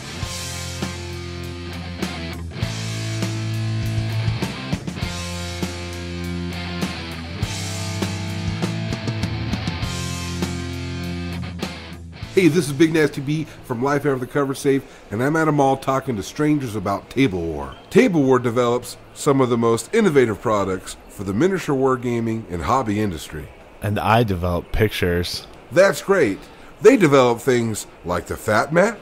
Who's Matt, and why is he so fat? Well, first off, Mat is not a person. The Fat Mat is a tabletop gaming surface, and with over 40 different designs, Table War's Fat Mat has become a community standard. I got a Surface Pro. It's like 10 inches. By the way, I'm meeting my friend Simbon. Do you know what that is? No, but I do want to tell you about the Table War Tower case line. Oh man, towers are so huge. Well, it's not that kind of tower. It's the original modular, all-in-one display, storage, and transport system for all your tabletop miniatures. Wow, you're really smart. What's your relationship status? Well, it's complicated, but you know what isn't complicated? Chili dogs. This is true, but also the Macro Mat. Oh geez, not that guy again. The Macro Mat is a one-of-a-kind, innovative photography backdrop, perfect for collectibles, hobby miniatures, and small works of art. Its durability, portability, and functionality in one inexpensive product. I wasn't paying attention to what you just said, but do you validate parking? No, I do not. But if you want more information, head over to tablewar.com and check them out. Table War! All right, and we're back, and we are going to be launching into the actual Warrior Lodge now. I think you can see how complicated it is when I'm talking about all Like, I really do need some assistance here. So maybe if Tucker weren't going off to college, I'd train them up to do it. Well, if Jody's on next time, I'll just be the man behind the curtains. I'll help you produce it if you need a hand. All right. So for those who are not familiar, the Warrior Lodge is where I get a panel of folks who you are seeing here. And we will basically go through a series of questions that we have come up with, and everybody will give their input. It's a moderated discussion, kind of forum discussion here. Now, one of the great things is we now have the ability to pull in people from our Patreon audience to come join us for this conversation. So we already have our first guest lined up there, which we'll get to in just a moment. But until then, here's the first question that I'm going to pose to you guys. So I was spending a bunch of time going through Old White Dwarfs looking for topics for the show. And in reviewing one of the Old White Dwarfs, I came across this snippet in a grand tournament that took place in Baltimore in 1998. And one of the things they did that was different in this event was they did not post the results during the event. Well, not during the first day of the event. So I think it still went something like 5 games over 2 days. After each game, they didn't post, here's your results, or you couldn't see your results. They weren't showing everyone's win-loss record. Now, you could figure out on your own this kind of thing, but to figure out how other people were doing in the tournament, it had to force you to go around and talk to other gamers and say, how did you do and how's this person done? And you knew people were talking when they were talking about a particular person, that person was likely doing well during the tournament. And it wasn't until the morning of the second day that the scores for the first day were posted. So nobody really knew where everybody stood until that morning. Today, we have this kind of hyper information about all of our events. You can be remote and see how people are scoring through apps, through postings. And all the lists even before the event starts. All the lists are up. What do you think of this as an alternate approach, and why it didn't seem to catch on at all? And let's start with Adan. Yeah, so as a guy who likes to do alternate format stuff, I think that you would have an angry mob on your hands. because we are in a hyper information age, right? And everybody wants all their info right the heck now. You know, you go look at a restaurant, see 5 people sitting at the table, they're all looking at their phones to get the information they need like right now. And so I don't think it would go over really well.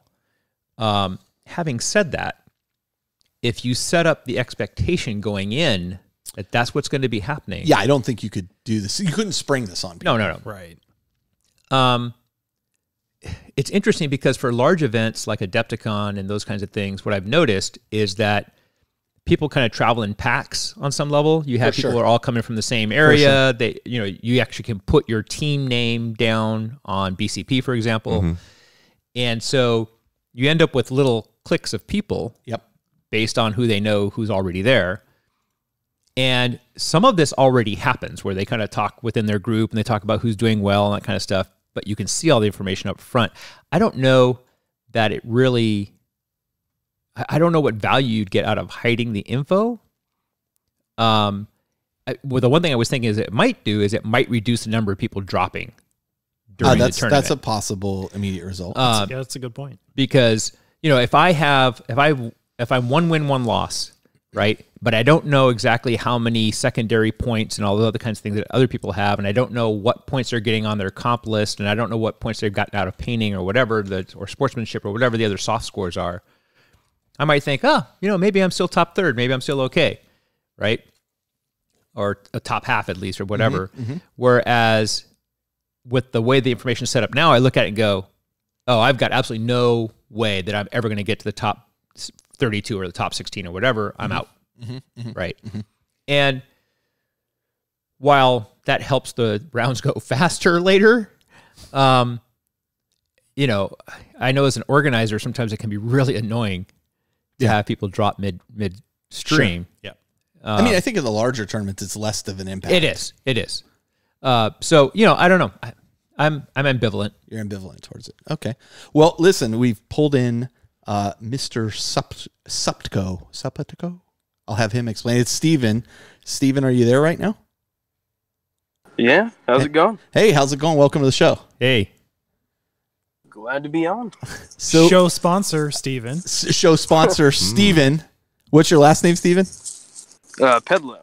There you go. Show sponsor of the show. Congratulations. Well done. Nice, Josh. Tell us what your thoughts are kind of here on, you know, would you attend a event that in advance told you this was going to be the case?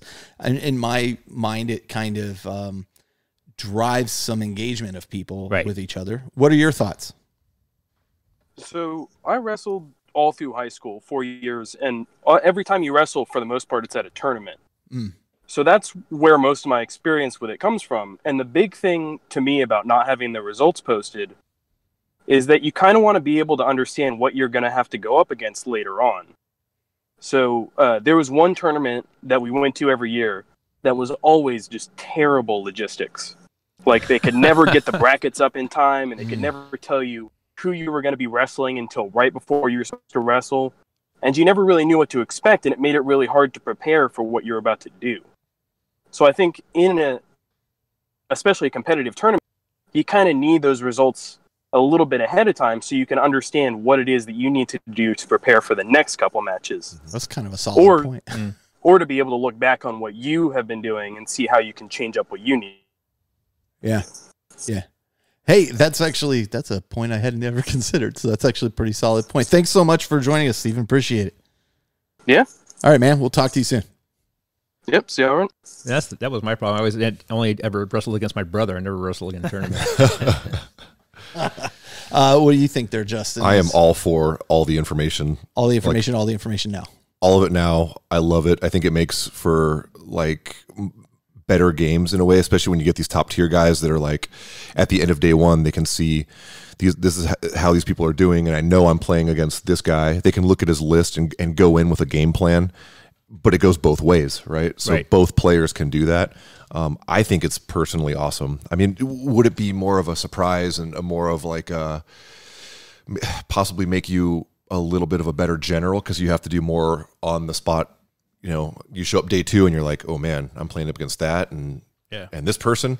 Sure, but I don't know. I like having all the tools. And on that, kind of leaving a tournament earlier, that's one of my big regrets, man, is that Adepticon, playing those 2 games, and because it's so disrespectful to like the tournament organizers, and also I was actually listening to, it's funny, I was listening to a podcast talking about this very subject the other day, and how even if you lose all your games, you're still going to learn things. Yeah. Oh, sure. Treat Arguably, each game.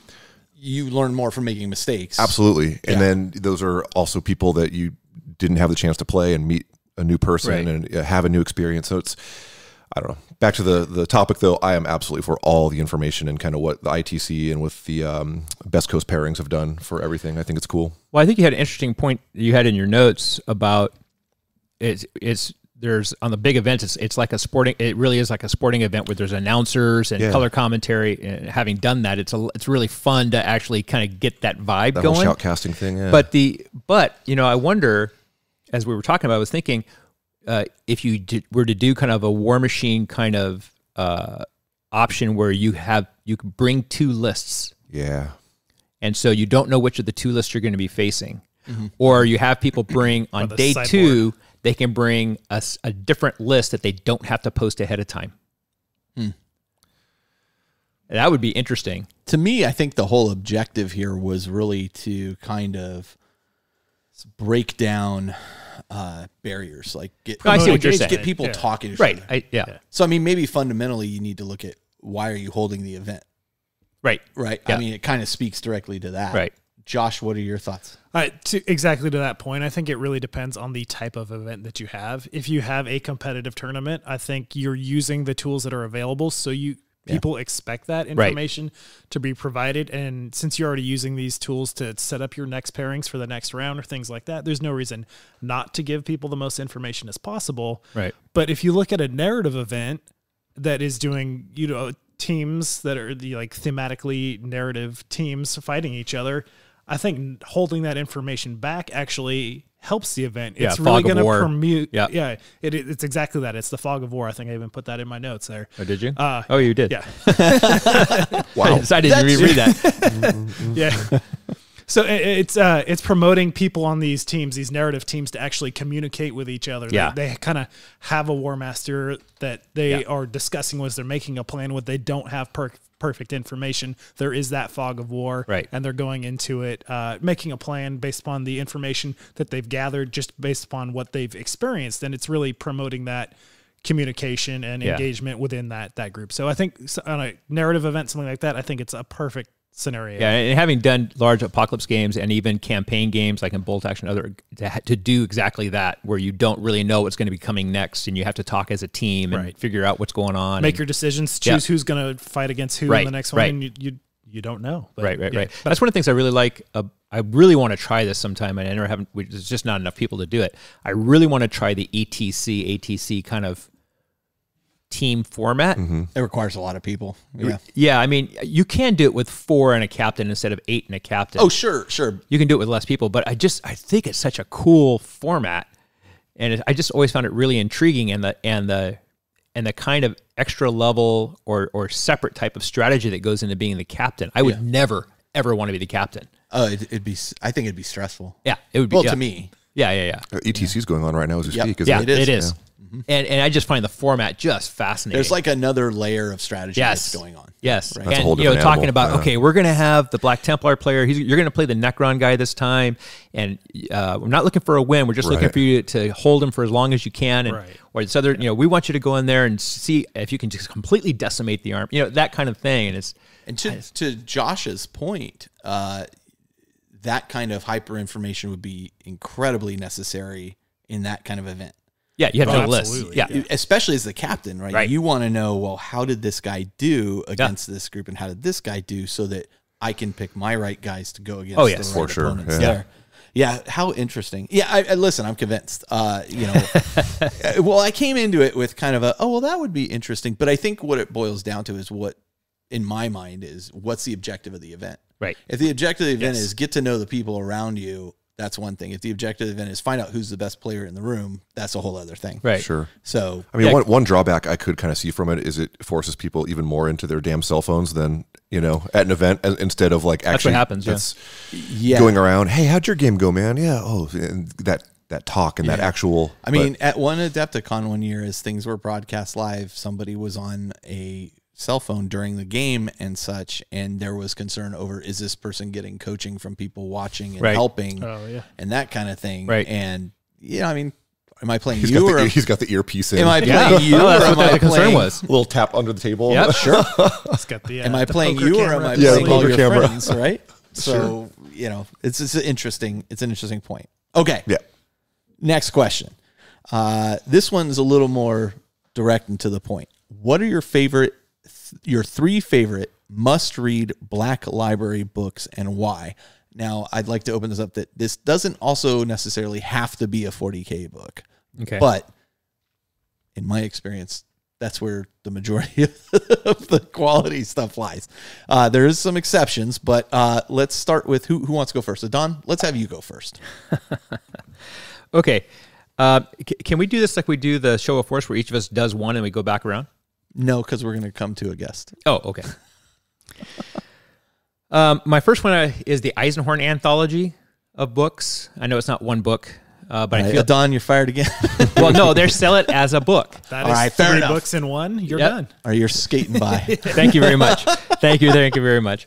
I think that it is such a iconic look at the Inquisition, and it's one of the reasons why I think they picked it for the development of a TV series is that it kind of scratches that itch of the police procedural or the detective novel. Yeah, good point. And how many shows on TV over the years have been either police shows or detective novel or detective shows, right? Yeah. And so it really does kind of fill that role, but in a 40K psycher kind of way, right? And it's to me, it's the grim, dark, gritty, and the kind of the progression of Eisenhorn's character through the series is not really what I expected when I first started reading it. Okay. I was like, oh, this guy is, I don't want to, no spoilers because it's only been out for 20 years, but but it gets pretty intense, right? So he goes through a pretty dark spiral, and I just think it's fantastically written, I think, and I really like just kind of how it evokes that 40K vibe. Okay. From the Inquisition's point of view. Wait a minute. I'm looking at your list. I know. Pick one. There's All so right. many. Next, Adan. Adan doesn't do favorites. Adan doesn't do favorites. All the favorites. All the favorites. The other one I'm going to go with is, and they put it out as part of the Horse Heresy series of books, but it started out as separate audio dramas, is the Garrow anthology. Okay. They even released that as a book. All of them. So is that an okay one, Carl? I'll let that one slide. Let that one slide. The one above it, I know. I have an issue. I know you do. So and probably the one after that. Since you have like 8 books for choose 3. I couldn't pare it down to 3. But anyway, Garrow to me is a very, very, very compelling character.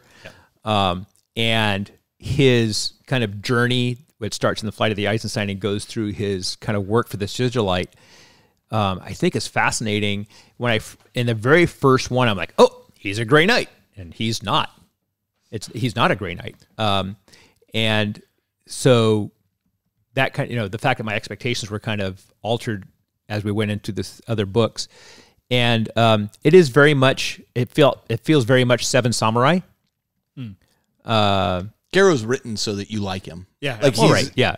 He's designed to be a cool character. And it works. Like, oh, yeah, absolutely. I like him. Yeah. But I mean, it reminded me of the Seven Samurai, or what was the Western version of that? I know.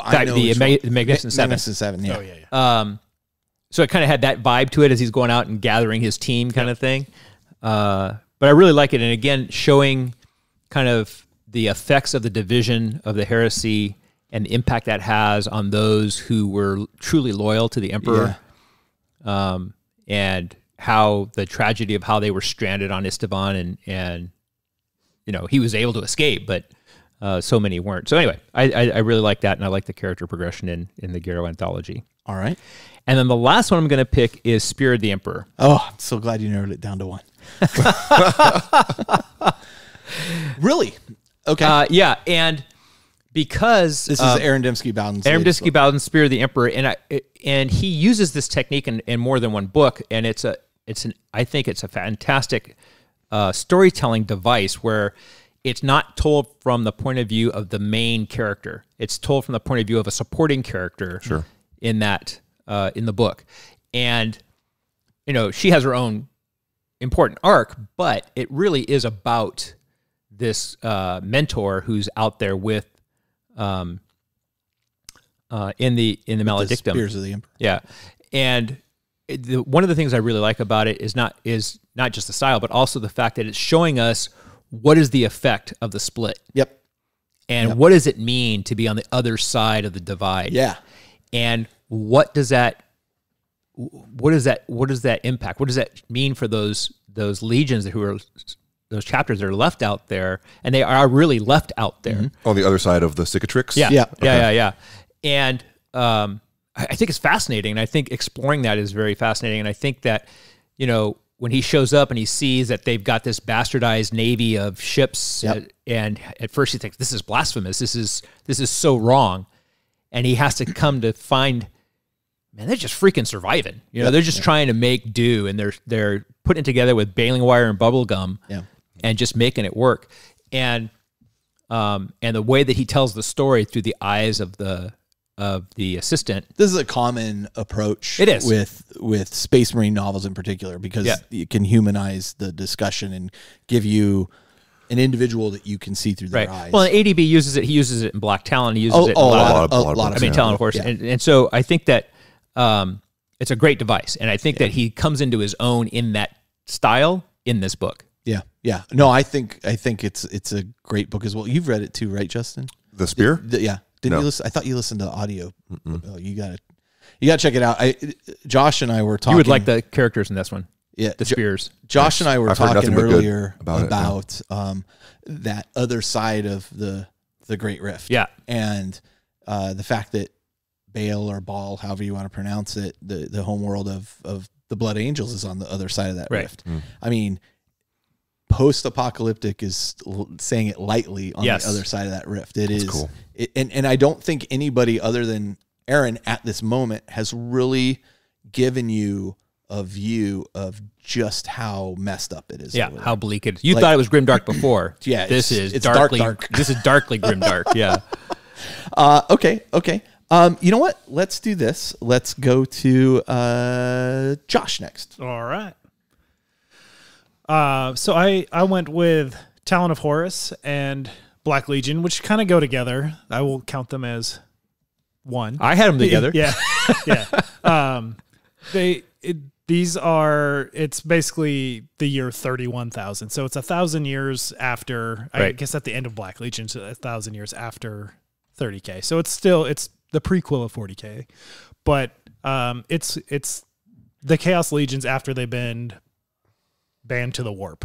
Right. And their fight for survival. And the reason I like these books so much is it really does a beautiful job of humanizing their motivations, and they're painting their struggle. Like Space Marines are fighting, they're killing each other over water. Like water is a scarce thing they don't have there, and while they don't need much of it, they still need it to survive. They don't have forge worlds, so they don't have ammo, they don't have fuel, things like that. So they're just scrapping together, fighting for survival, really.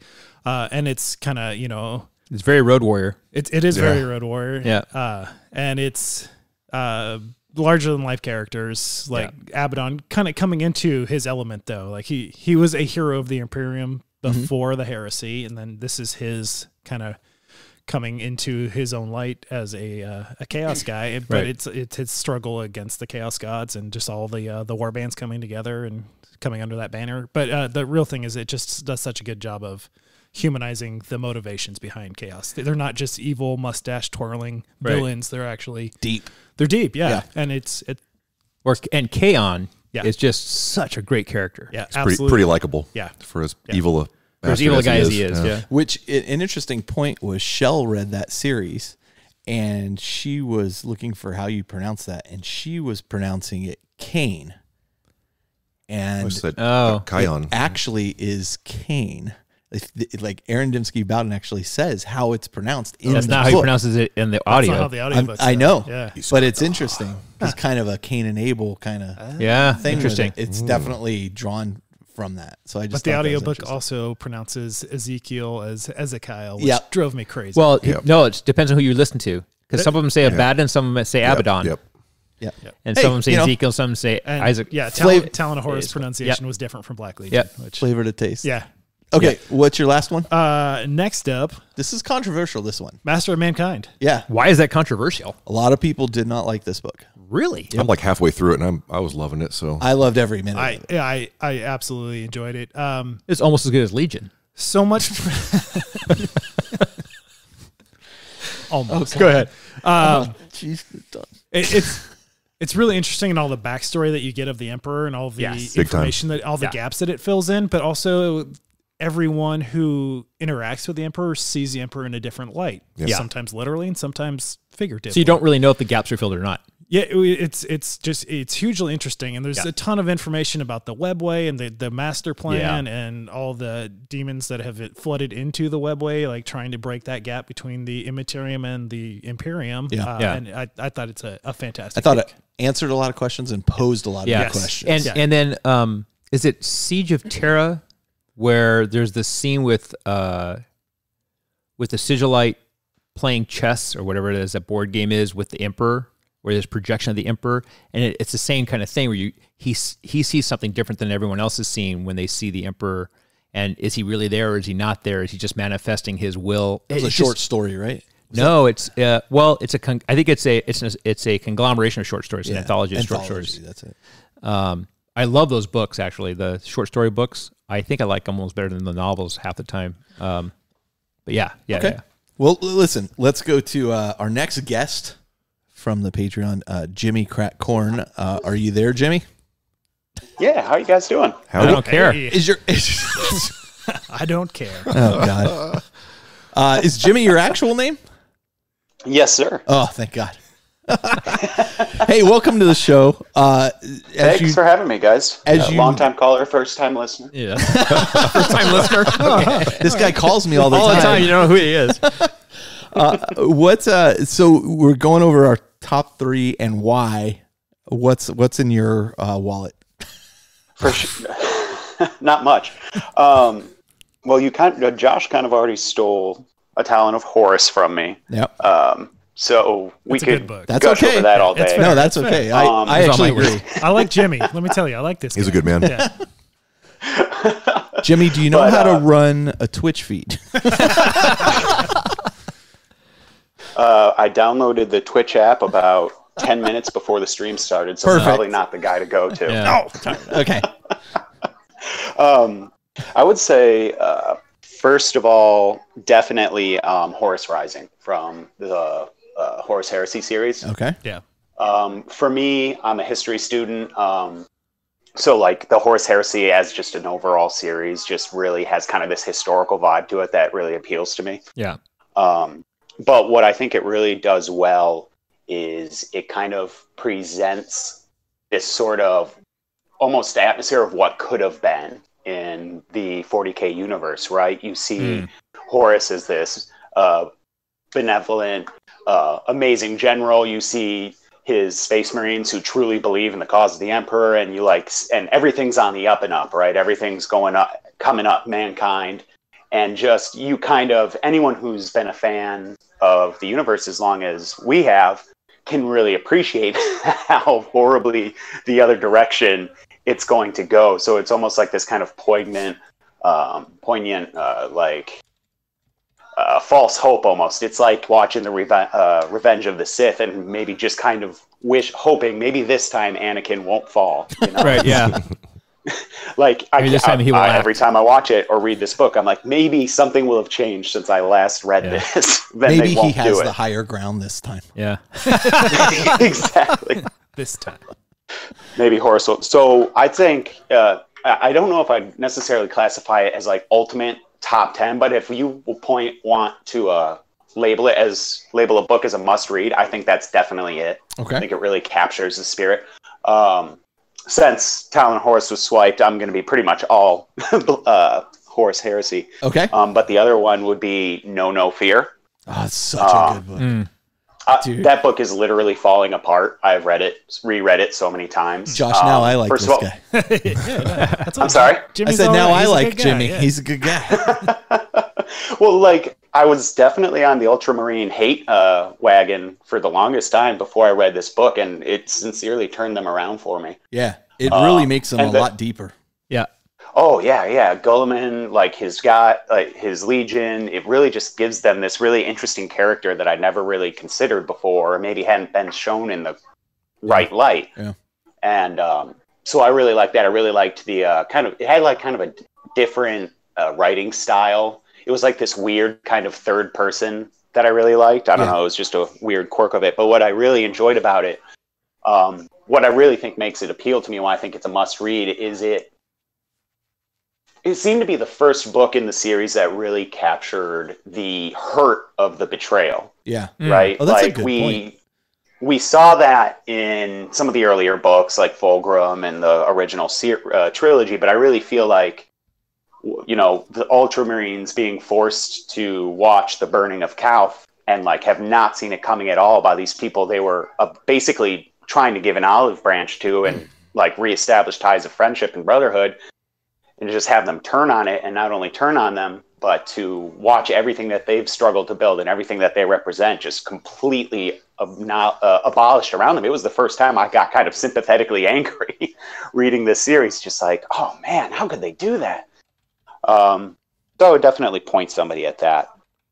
Awesome. That's a good point. Cool. Yeah, that was one of my favorite books for the longest time. It still is. It's still in my top 10 for sure. And that, you know, it goes to show if you throw enough Michael Bay destruction at something, you know, it gets pretty interesting. Well, he makes a good point about the historical fiction bent to the books. I mean, I think it's one of the reasons that Justin Hill's such a good Black Library author, is that he specializes in writing historical fiction. If you look at Viking Fire in his other book, he does that well. Yeah. And so you get that sense of the historical story folded in with the characters.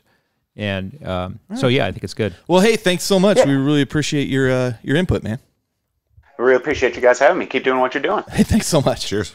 Yeah, we'll keep messing up the Twitch feed. All right. There you go. All right. Josh, what are you thinking? Well, I'm going to kick it over to Justin, but I'm going to throw one shout out for a final one. We already did. God, balancing this is hard. Yeah, I know. Just a really fun series. It's the fantasy world that was, but the Slayer series. I don't know if you guys have read any of those books. Yeah. Gotrek and Felix. Just Gotrek super fun books that paint the old world and just the gritty. We don't talk about the old world anymore. Yeah. So Gotrek you can talk about, though, because he's actually in an AOS novel. They are Black Library, and they're just super fun books. Yeah. Just simple, and Gotrek fun, is back. Enjoyable. And he was super confused. Yeah. He was. Where am I? Yeah, exactly. What did I drink He's last what are night? these? They're not. What the heck is a Dwarden? I mean, it's hilarious. It's a good read. Nice. I should have little signs in front of you. I'm done, Carl. Yeah, finished. It's like, you know what? The red and green thing from the Brazilian barbecue, right? From the Brazilian Keep steakhouse. Going, stop. Yep. Okay. Fair enough. For me, what's your name? Jared, Hank, Rufus. One of these former employees. So many J names. Number 2. So for me, just to go quickly, Talon. That's just was awesome for me to read. Pretty much all the points that you made, Jared, or whatever your name is. That was Jimmy, actually. Oh, that was Jimmy. Right. Just such a good book, and it really it gets you away from that mustache twirling chaos feel, and really gives the humanity back to them, and just the character development. And so off the Aaron Dembski-Bowden. Well, listen, I mean, train. without a doubt, and everybody asks me, I say those are the 2 best books in Black Library. Good. I mean, now there are other great books, but I think as the writing talent has changed over the years, as the perspective has changed, as it's taken itself a little more seriously, I think that's a big key. That book, really, those 2 books really, you know, Aaron's basically taking it as a personal crusade to fix the lore around Abaddon or Abaddon or however you want to pronounce it, and say, this is why this guy is like this, and I think he's succeeded. I think they're some of the most important 40K books in terms of what's important in 40K. Sure. Abaddon's kind of a big deal. Yeah, a little bit, and I think they're some of the most compelling. I mean, mind you, there are others I love, but for those reasons, I think those are the two best in my mind. But, Absolutely. okay, Justin, sorry. And another big book for me, it was one of the first Black Library books that is firmly implanted in my head was Storm of Iron. Iron Warriors. Go figure. Novel. It's Iron Warriors. Graham McNeil write that? Graham McNeil, I think so. I believe. Yeah. Should be Graham. No, I think I have it over there. And I read that, and I proceeded to start a whole Iron Warriors army. Hansu is the... Yeah. But it's just it's like 40K, but on all scales, and I'm a big fan of like Lord of the Rings and that whole Helm's Deep siege thing. And it's just really like nitty gritty. It shows how just brutal the Iron Warriors are in their siege efforts.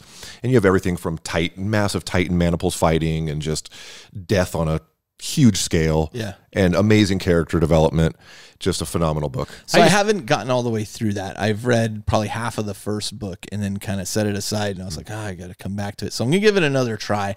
But when I talked about the seriousness of the writers and the seriousness of the lore, like I always felt like that's on the far side of Cicatrix Maledictum. From, I had a hard time. Like, I don't think all of, let me back that up. I think that as I'm talking, I'm having this kind of epiphany. I think this is really when they got a editing team in that was like, listen, focused. We're all going to be like, here's the line, and we're all going to be at this line, and we're all going to be on the same page as far as how all this goes. I think that was probably the difference. Like, I think before that, it was kind of just writers kind of writing whatever they wanted to write. And hey, we need somebody to write, we got Inquisitor coming out. We need somebody to write a book about Inquisitor. And Dan Abnett's like, yeah, I'll write an Inquisitor book. Okay. Sure. I created it was like this, when the Star Wars books first started coming out, they were just all over the place. Yeah. So anyway, I do want to read that series. I loved it. Okay. I haven't read it in a long time. I got to go back and give it another read. But I would love to see a really good Iron Warriors versus Imperial Fist siege. I think that's coming. Yeah. Probably. I think that's coming in. Me too. The Siege of Terra. Yes, I think so too. And then last for me is a book that I was particularly smitten with was The First Heretic. No. Oh yeah, it's so good. It's so good. I mean, the first freaking paragraph has the Emperor forcing them to their knees, and well, I guess no spoilers, but it's just the first paragraph. Yeah. Yeah. Okay. And just the sense of like this legion being like penalized for worshiping the Emperor as a god, and just it's just so brutal and so 40K. Yeah. And you look at where it is now, and and I think the follow up to that is No Fear, right? Where you see the other side of it. The result of that is in stark contrast. I agree with you. I think that's a fantastic book. I listen. As a Lorgar lover, how do you feel?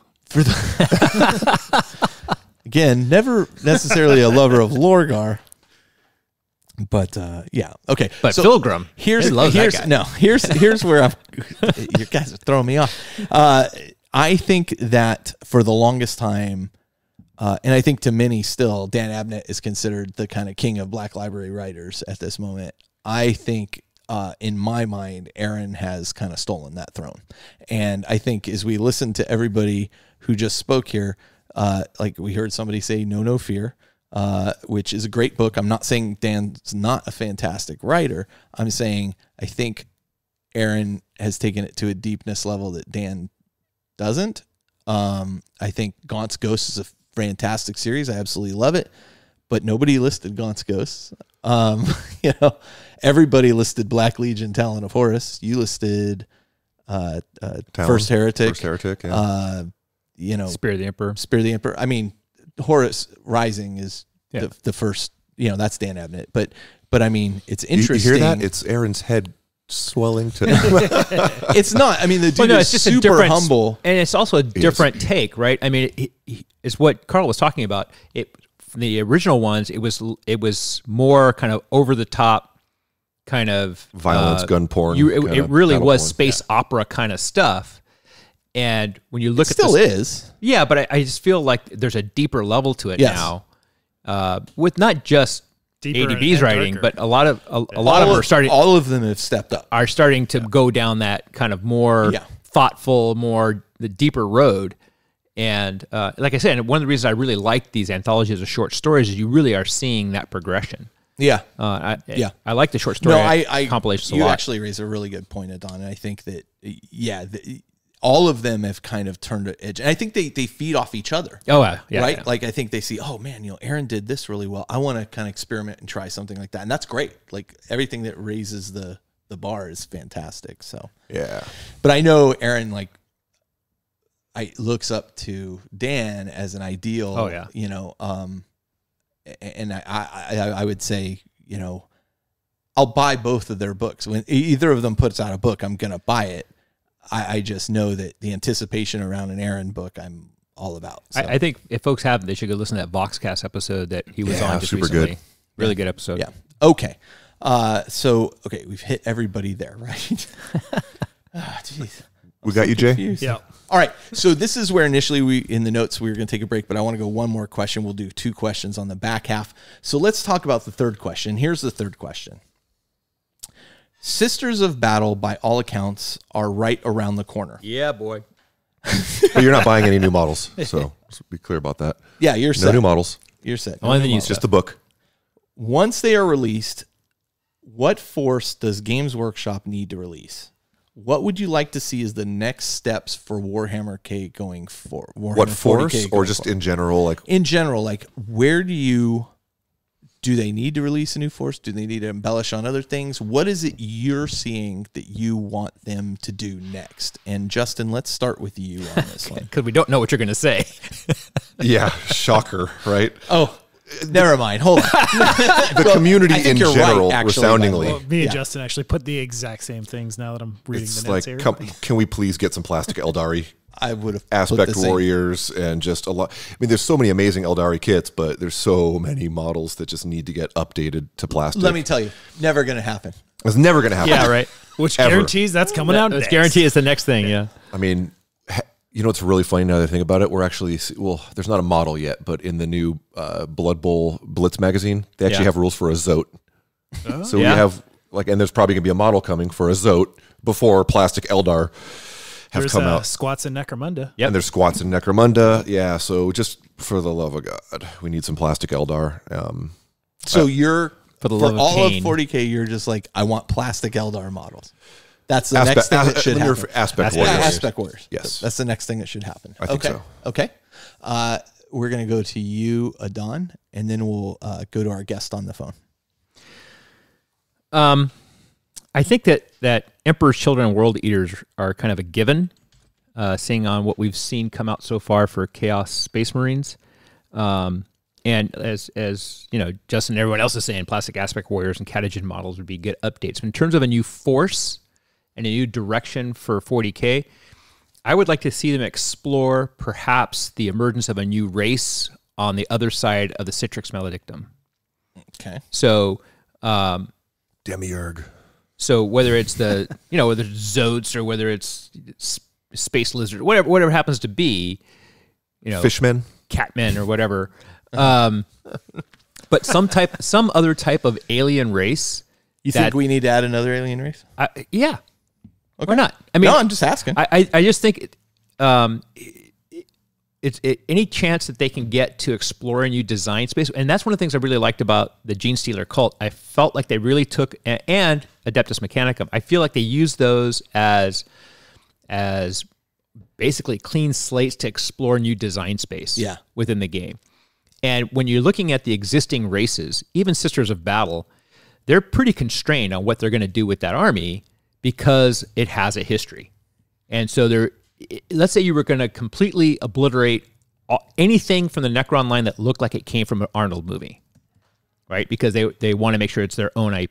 Mm-hmm. They're still going to be constrained with 30 years of lore, mm-hmm. and constrained by what the expectations are of the community and what they want to in their Necron army. So I like what they did with Adeptus Mechanicum and Gene Stealer Cult, even though I don't play them, because it provided us a place for them to explore new design space. And so I'd like to see them do that again.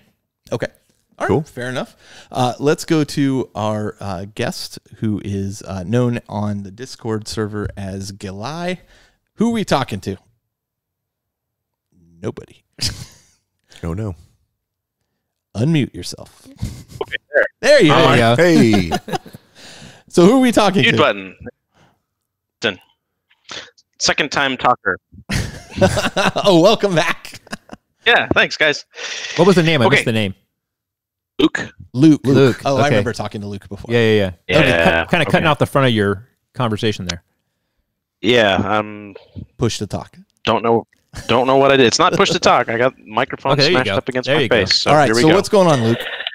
All right. So when in answering this question, I was thinking about it from the perspective of Games Workshop's got to make money, right? Yeah. And so as I'm Eldar was my first love, and as much as I'd love to see plastic aspect warriors, I just gonna get a bunch of people to buy. I mean, some people will buy them, but there's a lot of them floating out there. I think a lot of people will. I don't know that that's actually gonna pay out for them. So, first thought, I have 3 thoughts in this area: is if they release something like Exodites, you have that new design space you could play in. Yep. You have something that could play differently, like uniquely, but then you have a crossover of kit bashing between AOS and 40K. Really but you think they should come out with Exodites before they upgrade the failcast aspects? And possibly give with those models maybe some new rules, which would be cool to see. Justin, I agree with you. I'd love to see it. I just think from I got to make some money perspective, coming out with something new rather than redoing what the old stuff was is sure. But if you probably more likely. If you were smart about it, like if you were clever about the way the kits could work, you could almost, in many cases, dual. You could do dual kits. Yeah, sure. But you also have units like Eldar Rangers, for example. Yeah. That we saw the plastic Blackstone Fortress Ranger. Could you imagine a plastic Ranger unit? And everybody uses Rangers. Yeah, they do. Yeah. Or you could do like what an Exodite Dire Avengers look like, the equivalent, right? Then all of a sudden you have a new unit that people could, lot more. It'd be a whole new army. I think a whole new range. Yeah, it'd be a whole new army, and I think you could help satisfy our players that want to see some new stuff, as well as hey, there's this new force that can be its own special snowflake to satisfy the Carl Tuttles of the world. Since you have the Imperial soup, you could basically enrich the Yanari soup. Yeah, for sure. Right. Yeah. For sure. That's actually a really interesting approach. That's a really interesting approach. And you got me convinced, Luke. You know what? I'd rather see a whole new Exodite army than Aspect Warriors now that I think about it. Yeah, see? That's good. Good stuff. Sold. All right. Thanks, Luke. All right. Cheers. Yep. That's a really interesting perspective, one I hadn't considered before. That's pretty cool. Plastic Exodites. Listen, I'll be honest. I think we're not far off from plastic Eldar. Yeah, I hope so. Yeah, I think it's probably. I don't want to say this year, but I'm telling you, I think it's not this year because there's only 4 months left. I'm guessing early next year. It would be my guess if I were going to go that route. Yeah, I could see that though. Exodite would be pretty hot. Josh. Similar to what we were talking about, I was thinking of just the existing lines that have fine cast models in them still. Yep. So you got the Eldar, the Dark Eldar with the Mandrakes. Give us and plastic Incubi, grotesques. Plastic grotesques, please. Catechins, and the Acadians, like the guard kits. They're fairly old and dated compared to what the new models are doing for detail and proportions. Like their heads and hands are still huge, and right. It would be interesting to go through a list of all of the models that are old, right? And even the new ones, because you'd want to put those and just prioritize that list and say, here's what's the next thing that has to happen. Like I've never actually, in my mind, gone through that exercise. Like everybody has their favorites, right? Like, of course. Obviously you want Eldar, but when you look at it, they need to be done. I mean, they are in fine cast. Right. They don't sell fine cast anymore, and they're not trying to, and the reality is you don't have another option other than that. So, I mean, that would bump that up in the priority of the thing needing to get done. Where people are like, well, we need new what's the chaos unit? The possessed, right? I mean, we have those greater possessed guys now, but it's like you only have a couple sculpts, right? Yeah, but we have the older kit. We have the older plastic kit, so that would probably I would drop that as much as I'd love to see it. I would probably drop that below the Eldar because okay, it has a functional kit. You look at the IG range and you're like, okay, well, yeah, they're dated compared to the other things, but they still perform a function and they work. Yeah, and the catechins. They are plastic and they're catechins. Catechins. That thing is like 30 years old. Catechins are almost in the fail-safe category. Agreed. So, but I want hit your last one because there's a point I want to make in that one. All right. The Vespids. The Vespids, yes. Yeah. So really. Because this is where I think First you could make them explore the new usable. design space. We'll start there. This is where I think you could explore the new design space. Not necessarily make a new army completely, but maybe on that side of the split of the galaxy, the Tau are employing more alien mercenaries or alien allies. Yep. So Vespids, Kroot, and maybe some other new one or two auxiliaries. When I was thinking of a new faction that would actually play different from anything else that existed there, I think Tau naturally fit that, and they're expanding empire, bringing in more non-actual Tau, non-Tau species races. They could do little supplemental books too. Yes. It doesn't have to be a full book. You know? Yes. So like the Kroot mercenaries had their own thing for a while there. That was so fun too. Yeah, the little white dwarf. Expand the Vespids. Could you imagine expanding the Vespids from just that unit into other like ground troops and stuff? Getting a great way to bring in not only new aesthetics to 40K, but new design spaces and rules and actual gameplay. I think, I don't know if Tau's the answer, but of existing armies that are out there, I think Tau is the most natural place to put those. And one of the things would be kind of cool to explore, for example, are interrupts, right? If your opponent moves something within certain space of XYZ thing, or if they do certain thing, you can do something during their movement phase, right? Or so that it creates more, you more feel like there's alternating things happening instead of you just, okay, you're going to move your army, I'm going to go get lunch. Tau already have a codex that rewrites all the rule books from the core rule book. Right. So, might So as well why not add that. just continue? Just add that exactly. on. All right. I've hit all of you, right? Yep. Yes. All right. So what we're going to do is we're going to take a short break, and we're going to come right back.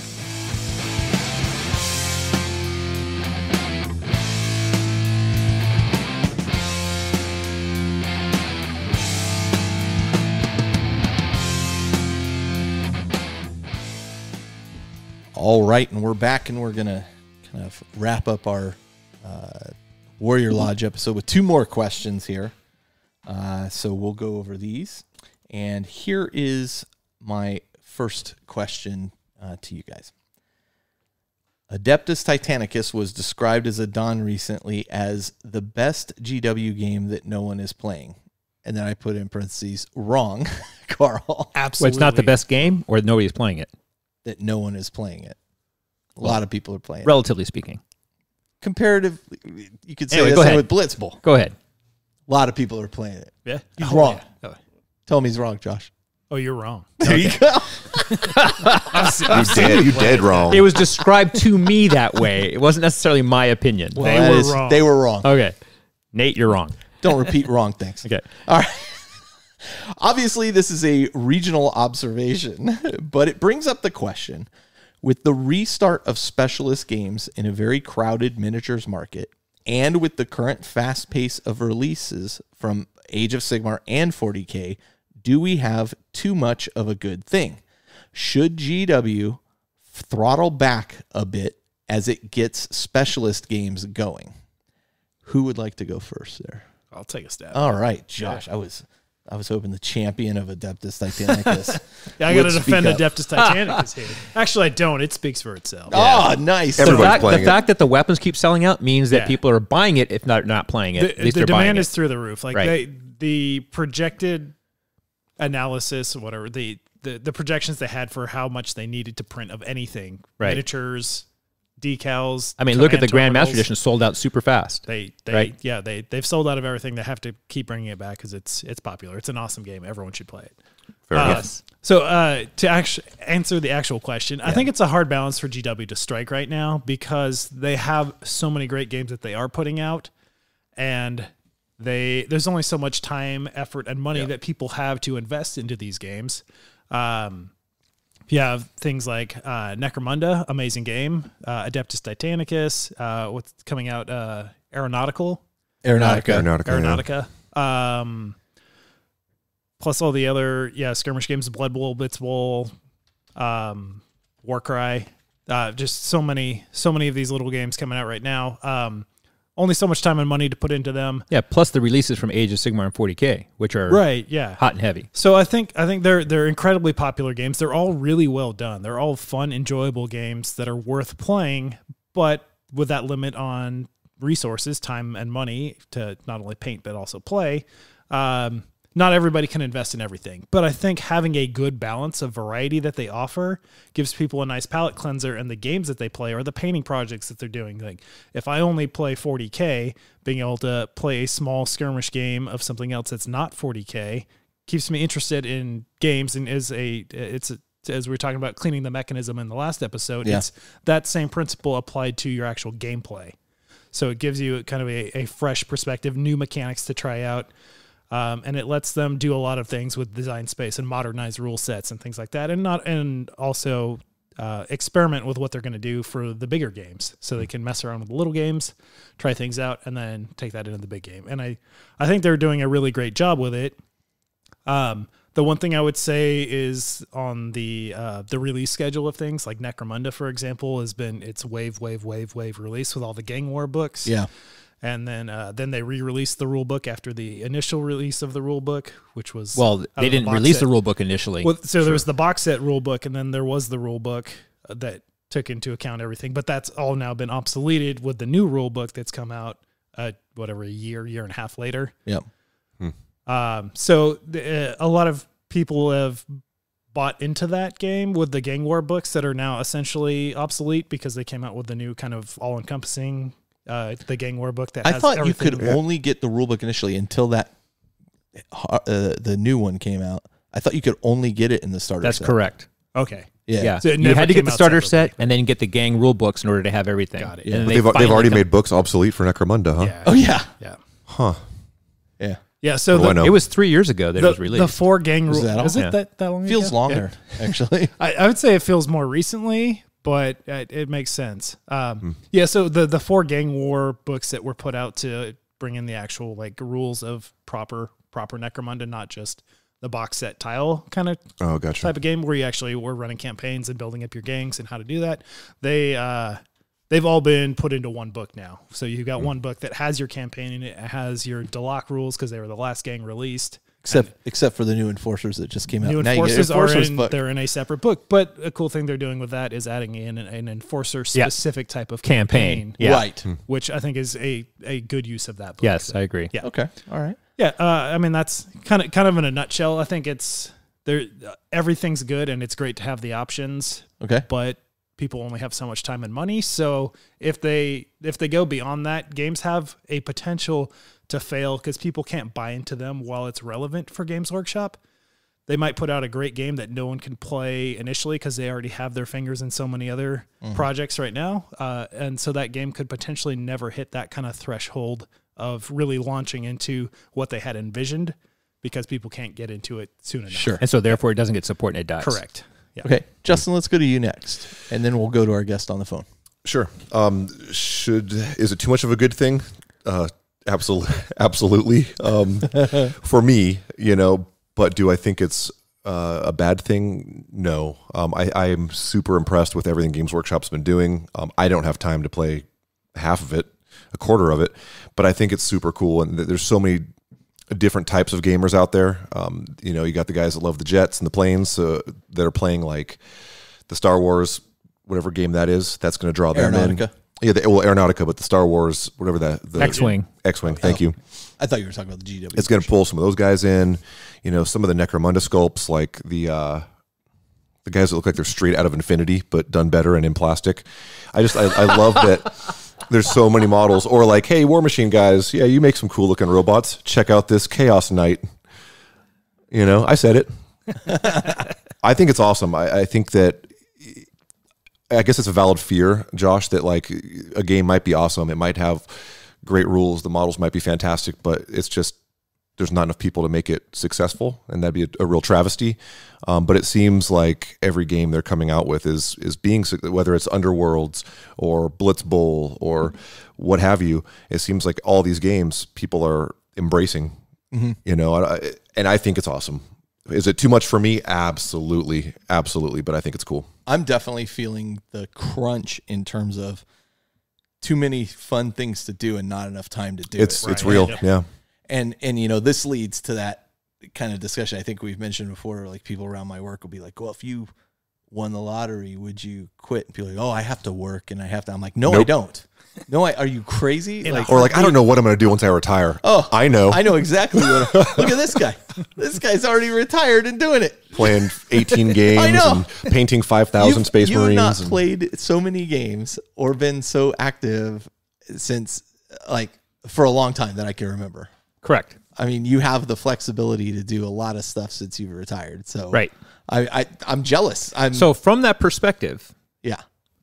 Oh, you want to go to the caller first? I want to go to our caller first. So let's talk to Rich. Rich is on the call. Rich, are you there? I am. Hey, everybody. Hey, Rich. How's it going? Which Rich is this? This is Rich Brawl. I'm on the Independent Characters group too. Yeah. He's Rich B on the Discord channel. Rich Barrel. Yep. So what are your thoughts here? Yeah, so, you know, I think me personally, as long as the quality of the models and the rules stay up, I think they're in a good spot. But I see the specialist games as like a wide fishing net.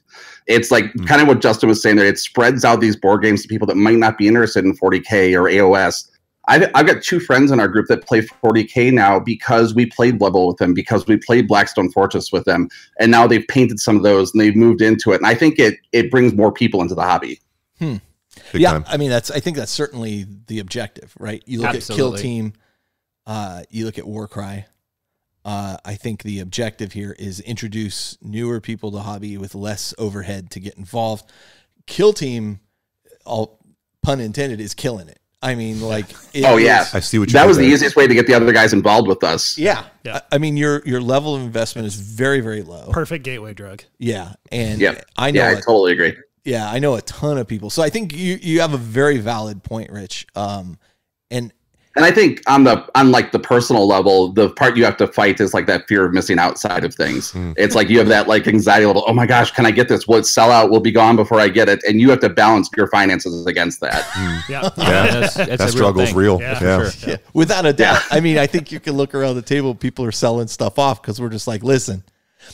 And that should have been our next question, which is we've been doing this big sell-off, Rich, as you've probably heard. Yep. But a lot of that, I think, for me is, well, I've got this thing sitting here that I had this project that I was going to do, but now these other things have come up that are grabbing my interest, like Warcry, like, you know, Blitz Bowl, those kinds of things. And I'm like, okay, look, I'm not realistically going to get to this thing, but I want to kind of spread out what I'm looking at doing a little bit. So maybe I focus a little broader into those smaller markets, which is kind of, I guess, where I'm going with that. Sure. Yeah, that's kind of how I've been doing it too. And I kind of took a lead from Adan a little bit. And I've been doing kind of like a net sum zero this year. Like for each model I buy, I've painted 1 or 2 models. Yes. So I've been trying to work through my backlog like that this year. And I think you have to balance all those things. And I think the specialist games is a perfect example of that. Well, Rich, love seeing your work on the Facebook group too. Keep posting that stuff and keeping people motivated. Oh, absolutely. Yeah, it's fun. Let's see some more green screen. That's coming next. As soon as I finish this Kill Team board, there'll be some shots from it. Nice. Sweet. Nice. All right, we'll talk to you later, Rich. Thank you. Adan. That's actually, I really like that opinion. I mean, absolutely. So speaking from the perspective of somebody who doesn't have the day job anymore, right? You son of a bee. And sorry, he's harsh. I know. Sorry, he's harsh letters. I was talking about this consonant. I was going over this topic with somebody else. This specific question, and one of the things that they brought up was that you are. He was talking to me is like you're kind of the outlier, right? There's people who play 40K and things in the 40K space, and there's people who play Age of Sigmar and things in the Age of Sigmar space. There's actually not a huge number of people who play a lot in both. So what they were saying was that if you look at, for example, the Age of Sigmar side, the pace of releases for Age of Sigmar plus Underworlds plus Warcry, it's not too fast. It's pretty good. Oh, that's if you look at just the 40K side, 40K, Kill Team, Titanicus, I can see it's not too fast because it's it's a good pace for the that 40K side, players. that side of the house. It's when you're right? true depraved individuals and so like us. It's for people who are actually trying to live in both spaces that you really get inundated. That is, and I thought that well was said. the most really mind-blowing point I have heard this episode. right, and that to me, I was like, oh, so you're saying not everybody does this? He's like, hell no. He says, this was what it was. It was one of the store owners. He was like, no, I have people who refuse to look at anything with Age of Sigmar. They will only touch sci-fi. He said, and I have people who are playing who will not look at sci-fi. They will only look at the fantasy stuff. They're D&D players or Age of Sigmar players. That's all they do. That'd be an interesting poll to see. And I'm like, you take 1,000 gamers and right. Couldn't do it from our site, right? Because it was like, holy cow, that's and it kind of struck me that that's not a bad perspective. Now, what Rich was saying and what I've seen directly is that GW is being very strategic in the way they're rolling out these smaller games. Look at Underworlds. Underworlds is aimed at board game players and Magic the Gathering players, CCG players. Yep. Right? Because there's deck building, there's competitive. It's competitive players. It's on hexes, so you don't have to measure stuff. Yeah. Tight right? reset. It's pushed together models, which the board gamers love. Color coordinated too, even if you don't paint them. Even if you don't paint them. Plastics are. And I have seen firsthand Magic players seeing people with little miniatures shuffling cards and building decks, and they're like, what are you guys doing?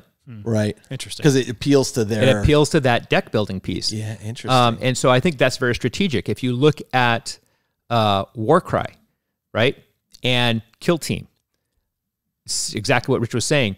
You say, hey, here's a $50 box and a book. You can play this game right now. You know what's crazy is you were just talking about the Underworld stuff right there, and your description, I was like, that sounds like a game that would be interesting to play. And I'm like, I just sold all my Underworld stuff. But you know what? It's a great game. It's not. It is a really, really fun game. If you're in that space, right? To your point, right? If you're in that space, and so, and like I was playing a game at one of the stores, and I don't think I told the story. And we're playing we were playing Kill Team, and these guys walk up and say, "Hey, is that Warhammer 40,000?" So we've been talking about maybe getting into this. How easy is it to get into this? I saw you post those pictures. And I kind of looked at him, and the guy across from me, who is a listener, he's like, go ahead, Adan. Yeah. The guy walked out of there with the $40 starter box. Yeah. They walked out of there with huge smiles on their faces. They had something that both of them could use to play. Everything they needed was right there. I said, hey, yeah, you just download the rules for free. This eight pages, it's totally free. You're kidding. No, it's free. You can play with the rules that you have right there. Same thing. It just happened 2 days ago. We were playing Age of Sigmar. Guy and his kids walk in, and I was like, well, the War Scrolls are free. You can get them download them, and their core rules are free. So you could actually, they had D&D books. So you can use your D&D models, proxy the things you have, see if you like it, play it, and then buy it. Invest. Yeah, and the kid was like, we can? Dad's like, oh, that's a great idea. And it's a hook, man. The small games and the small starters, it's beautiful. So, going back to the question, I think that when you look at it from the perspective of people being genre specific, maybe it's not too much. I think that, and this is going to go into your fifth question. Well, so hold off on that. I'm going to hold off on that. But I think that if you look at it as genre specific, maybe we're okay. I do feel personally that it's too fast. I think there's too much. I'm overloaded, and I don't have a job. I mean, I sat for... You bum. I sat and built all the Warcry terrain and got it primed and started painting it and got all my stuff. And I was feeling like I was abandoning these other things I was doing. And so if you're trying to be on both sides of the fence, I feel like it's too much. That is, I think, probably the most compelling argument that I have heard for it. I mean, we probably are sitting in probably a category of extreme gamers. Yeah. Right? Where, I mean, you look around. We're looking at both sides. Just a bit. I mean, you look around this room and how crazy it is. Justin and I were playing Cities of Death. Right. And Justin was complaining about the craters and the guy sitting in the crater. And I looked at him, I'm like, most people don't play 40K like this, Justin. Like, this is we totally take it for granted. There was probably $2,000 worth of we take it for terrain granted. on that Completely. table. Right. And I'm like, You know, and it's become the norm for us. Yeah. And I think with the pace that Games Workshop is pushing all their lines out, right? You raised such, and it was, I'm sorry, it was the game store owner that said this? It was one of the game store owners. I mean, that is probably the most interesting point I've heard to date. I mean, probably you do have more people that are like, I'm an Age of Sigmar player. They identify as an Age of Sigmar player. Yeah, you know what? In fact, it may have even been Jason, the guy who manages the Chandler Warhammer store. I can't remember who it was, but yeah. Yep, good stuff. Okay. Yeah. Very interesting. So let me go into our final question, which kind of dovetails off of that. So Don, I'm actually going to pose this to you and then let you keep going with it because you were kind of there. But with the introduction of Warcry, now we have a skirmish level game for Age of Sigmar. We have one for 40K Kill Team. We also have Necromunda. Arguably, we have Underworlds, though this is a little bit different of a niche, as we were just talking about, that gets scratched there. We have Blood Bowl. We have Blitz Bowl. We have Aeronautica coming out. And probably at some point, Battlefleet Gothic will come out. Is this small game type? Because, Josh, you have referred to Adeptus Titanicus as a skirmish game, and it really is. Yeah, absolutely. It's you're putting out maybe it's got 8 models, depth and crunch, but you only have that for a handful of models, so they can go much deeper with the rules. Although my friend Nate and his buddies won't play games smaller than 2,000 points. Jeez. Which arguably is still a skirmish game. Still a small game. Yeah. In Adeptus Titanicus. Takes forever, though. 1750 is, I don't know. So anyway, the point being, with all of these things, is this small game type market, and not even just Games Workshop, but there's others out there, saturated now? Why or why not? And Adan, I'll let you continue kind of your point that you were making there. Yeah, I think that there's and we were talking about this in the car earlier, there's a nostalgia element to the specialist games lines, Aeronautica, Battlefleet Gothic, Blood Bowl, Necromunda, those kinds of things. And people remember them better than those games really were. Sure. I mean, arguably, if you look at the mechanics in some of those games, the original versions of those games, they're not great. Yeah. As by today's standards. They're pretty dated by modern design standards. Josh just recently played Battlefleet Gothic. Right. You were just playing it with Brian Harvey. And we were talking about this in the car, and you were saying it's still fun. And I was like, sure, it's fun, but the mechanics are incredibly dated. Right. Yeah. It's a really fun game. It's enjoyable for the time. If they did a modern approach of this, like Titanicus, even if they used the terminal, I think is a perfect, that'd be great. Yeah. Perfect game to integrate a terminal. But they can just clean it up. It's still going to be fun, but you're not rolling 16 dice to like consulting charts to see if something happens, and half the time that doesn't happen. Like they can clean it up. Modern game design is so much cleaner, faster. Alternate activations, things like that. There's a lot from board games to role playing games to miniatures games. We've seen a significant change, and that's only ever going to help more people get into those kind of games. Yeah. And so my response to that would be, if you're looking at just the small game space, I don't think it's overcrowded within the GW selections. I mean, yes, the board game industry is huge right now and some people say it's glutted, but it's pretty huge. There's a lot of, Infinity has gone into a kind of almost Blood Bowl arena with Aristea. There's other people trying to push into this space, but I think Games Workshop is being very strategic in the way that they've done these games and the way that they're targeted. I mean, if you look at Titanicus and you look at, Blitz Bowl's a one-off. It's a Barnes & Noble game, but it introduces you to the idea of Blood Bowl, right? If you look at Combat Arena, which is using the expansion Blackstorm Fortress models, right? If you look at Dreadfame, which is a Barnes & Noble exclusive that uses the Underworld's mechanics and Underworld's warbands that are actually going to be legal in the game, it captures markets that they previously didn't have. The Barnes & Noble strategy is specifically going after board gamers. And and the fact that the Underworld's warbands can all be used in Age of Sigmar, and actually the models in a lot of them directly import into Warcry. And I would say the reason that Games Workshop has worked with Barnes & Noble on this licensing piece is because they recognize you get in at this easy game level, and then it feeds into Kill Team, which is maybe a little more complicated, or Warcry, which is a little more complicated, and then that feeds into it's actually a brilliant marketing strategy. I agree. And I think it's much stronger than their previous marketing strategy which was let's get the Battle for Vedros stuff into major box stores. It was in Target and Walmart. This is much smarter. I agree. I agree because it's insidious. Well, Justin because should like it. Because the Vedros stuff, you were still having to play a war game. Yeah. Yeah. Right. Yeah. So it was a harder step. That's a harder ramp up. Yeah. Yes. Exactly. It's a harder step. And so if you're playing a board game, it's just a board game. That's a really good point. Yeah. And Warcry, it's a fun game.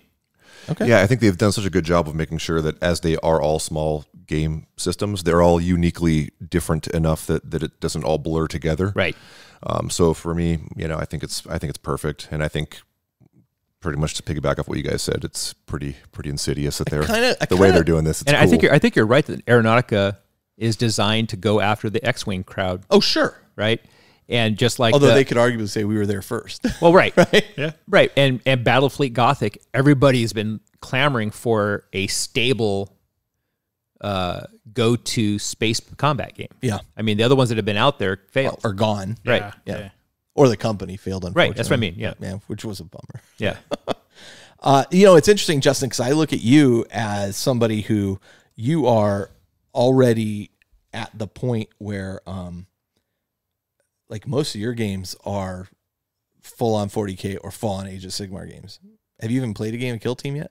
I've played I think I've played one. Yeah. Right. Yeah, I've played one. I've played Underworld a couple times. Yeah. But they're not targeting him with those games. Right. And that's kind of my point. Like you're already in the deep end of the pool. Right. Sure. And everybody He doesn't need a life vest. Right. I mean, for me too. Of course not. Look how swole his arm. I know, yeah. For me too, like I am so like in love with the miniature aspect of it that a lot of these games, like they'll come out and I'm like, well, those models are cool. Even if I don't play the game, I'm like, that is a cool sculpt that I want to paint, and I'm okay with that. I'm okay with more toys to paint. Yeah. The other interesting thing about you personally is you're also transitioning. You're on this cusp now. Like you've transitioned from just a gamer that paints to a gamer painter. And a painter. Yeah. Right. I mean, you've always been a very talented painter, but we've seen in the last year and a half, 2 years, your talent. Yeah. I'm transitioning more to the hobby aspect. And you're becoming, I'm not going to say you're like painter first, gamer first. I don't think you're ever going to get there. You like me, it's it's always like this. Yeah. It's a seesaw. And for those of you who are not watching Twitch, man. it's a balancing thing. Yeah. So keeps things fun and exciting. Yeah. Cool. All right. And Josh, what are your thoughts there? I pretty much going to echo the same sentiments that you guys have here, but the one neat thing is not only is it bringing people in from the board game market, like getting new blood into the hobby, and it's a great way to start and kind of build up from there. But also, if you are a 40K gamer, you can pick up Warcry for $50, try something out, and maybe you discover that you have a love of the Age of Sigmar universe after that. So now they have a good introduction to get existing 40K players into the Age of Sigmar universe and go from there. And super ingenious too what they did with Warcry, where you could take your Deepkin or your army you already have, and what do those little packs cost? Like $20 or something? $8. Oh, $8 for the cards. $8 for cards and rules. $8 that you can use models you already have in it, and that's $8 Games Workshop didn't have before. Unless you're playing against Jody. Yeah. Which is why I haven't bought into Warcry yet, because Jody is a hard stance on only wanting to play against Chaos factions. He's softening on it a bit. He is softening on it. The fact that they're in the rule book and at release. Jody taking a hard stance. So I think they were smartly selective on what armies they allowed. It's not just everything. No, right. Not all armies. It's only are 8, represented. I think, or 9. Yeah. And they gave a specific reason. There was a community, Warhammer community post specifically on why each of those factions would be involved in this area. And I think that was well, Daughters of Cain are chaos anyway. Yeah. I'm sorry. No, they're order. No, you're talking about Dark Angels. Well, you know what? Let's before we kind of sign off there, we've got a listener that wants to give us kind of a new player perspective. They're fairly new. So, Angeli, you there? I heard a rustle. I heard a rustle, and then he moved out of the room, and now he's back. You there, Angeli? Oh, he dropped back out. All right. Oh no. Well, that's all right. So anyway, we'll go ahead and wrap it up there. So that's our questions for now. We're going to take a short break. We'll be right back, and hang tight.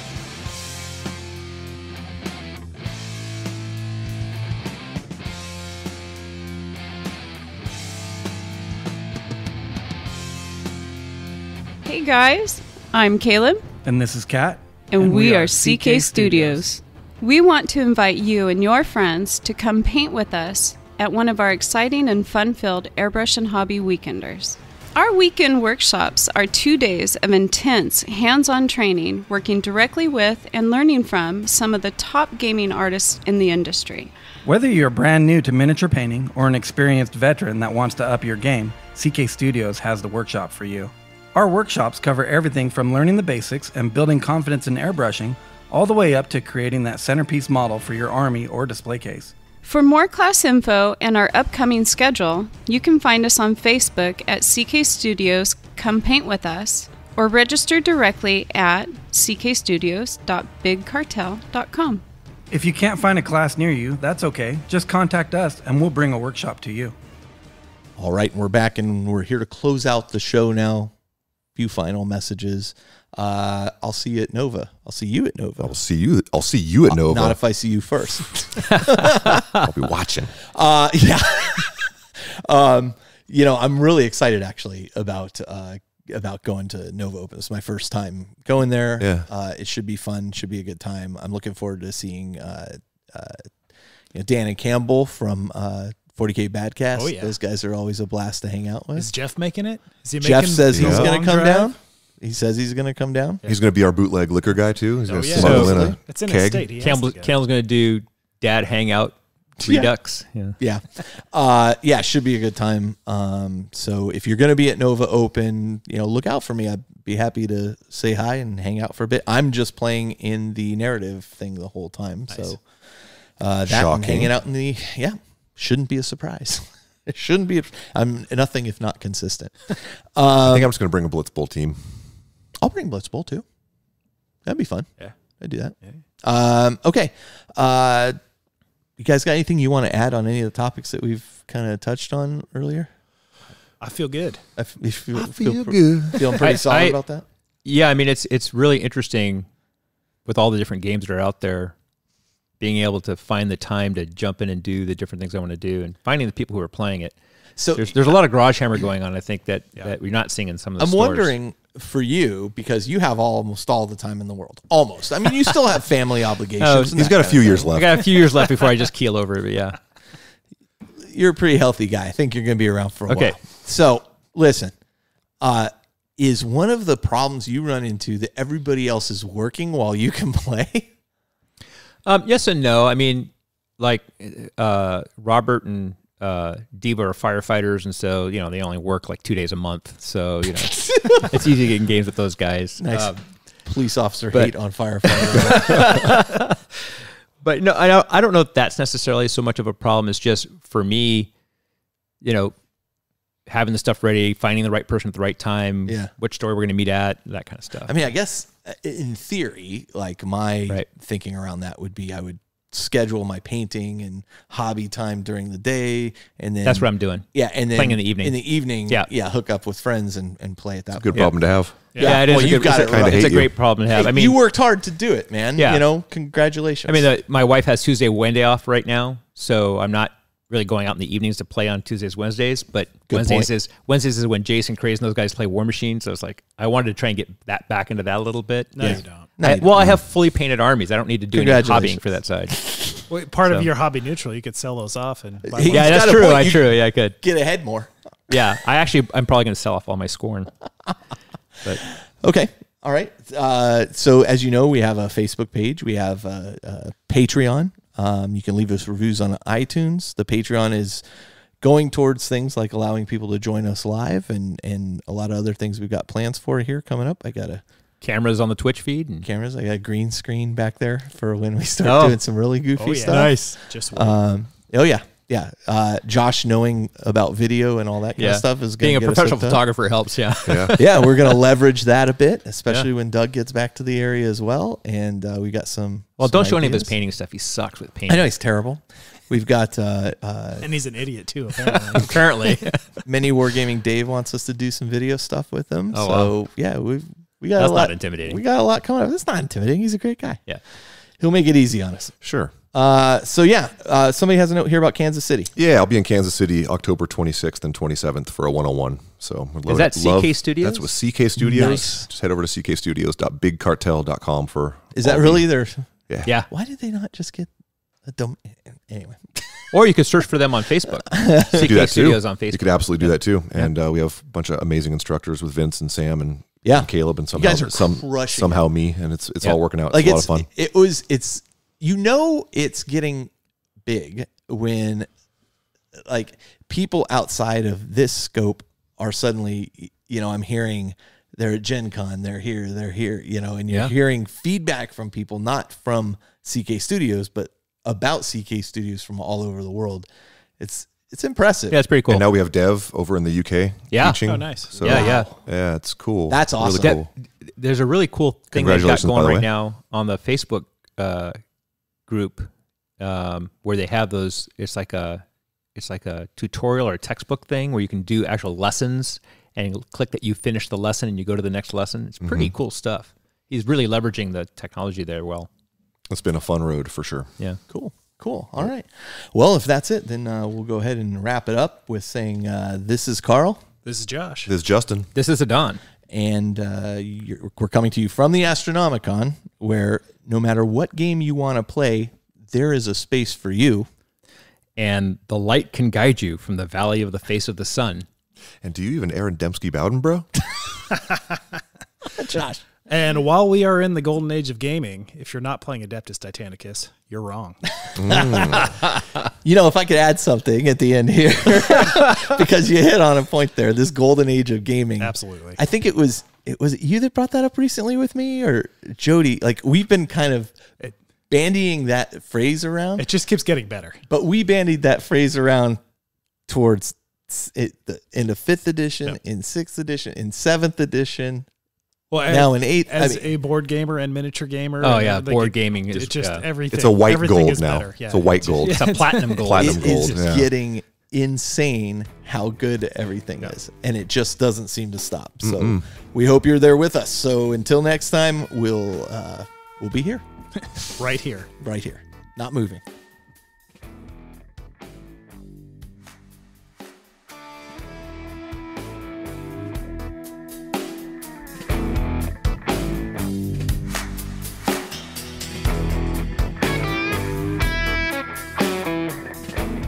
This episode of The Independent Characters is protected by the Creative Commons license. If you have further questions as to its use, you can find information on the front page at theindependentcharacters.com.